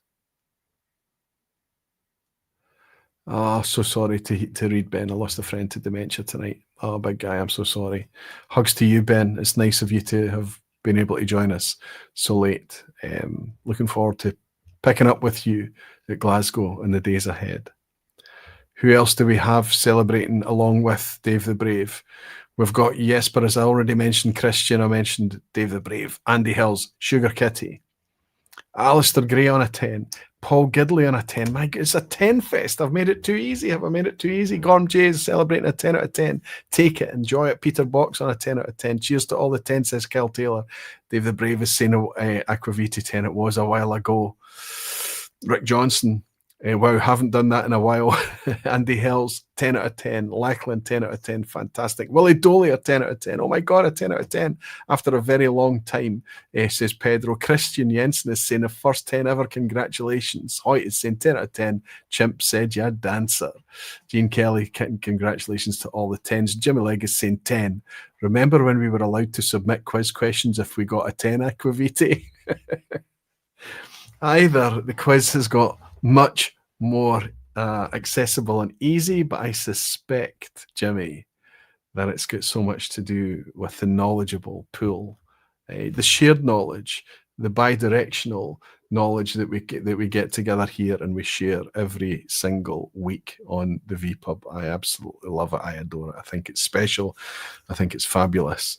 And I think we're all helping each other to become a lot more aware, a lot more informed, a lot more knowledgeable, and a lot more appreciative of whiskey generally. Certainly a lot more appreciative of the community that we get to enjoy in this space. It's wonderful. Have a well-deserved holiday, says Hoyt. Thank you very, very much, Hoyt. Glad I didn't miss that, buddy. Thank you for your dram in the dying hours, or the dying minutes of the vPub.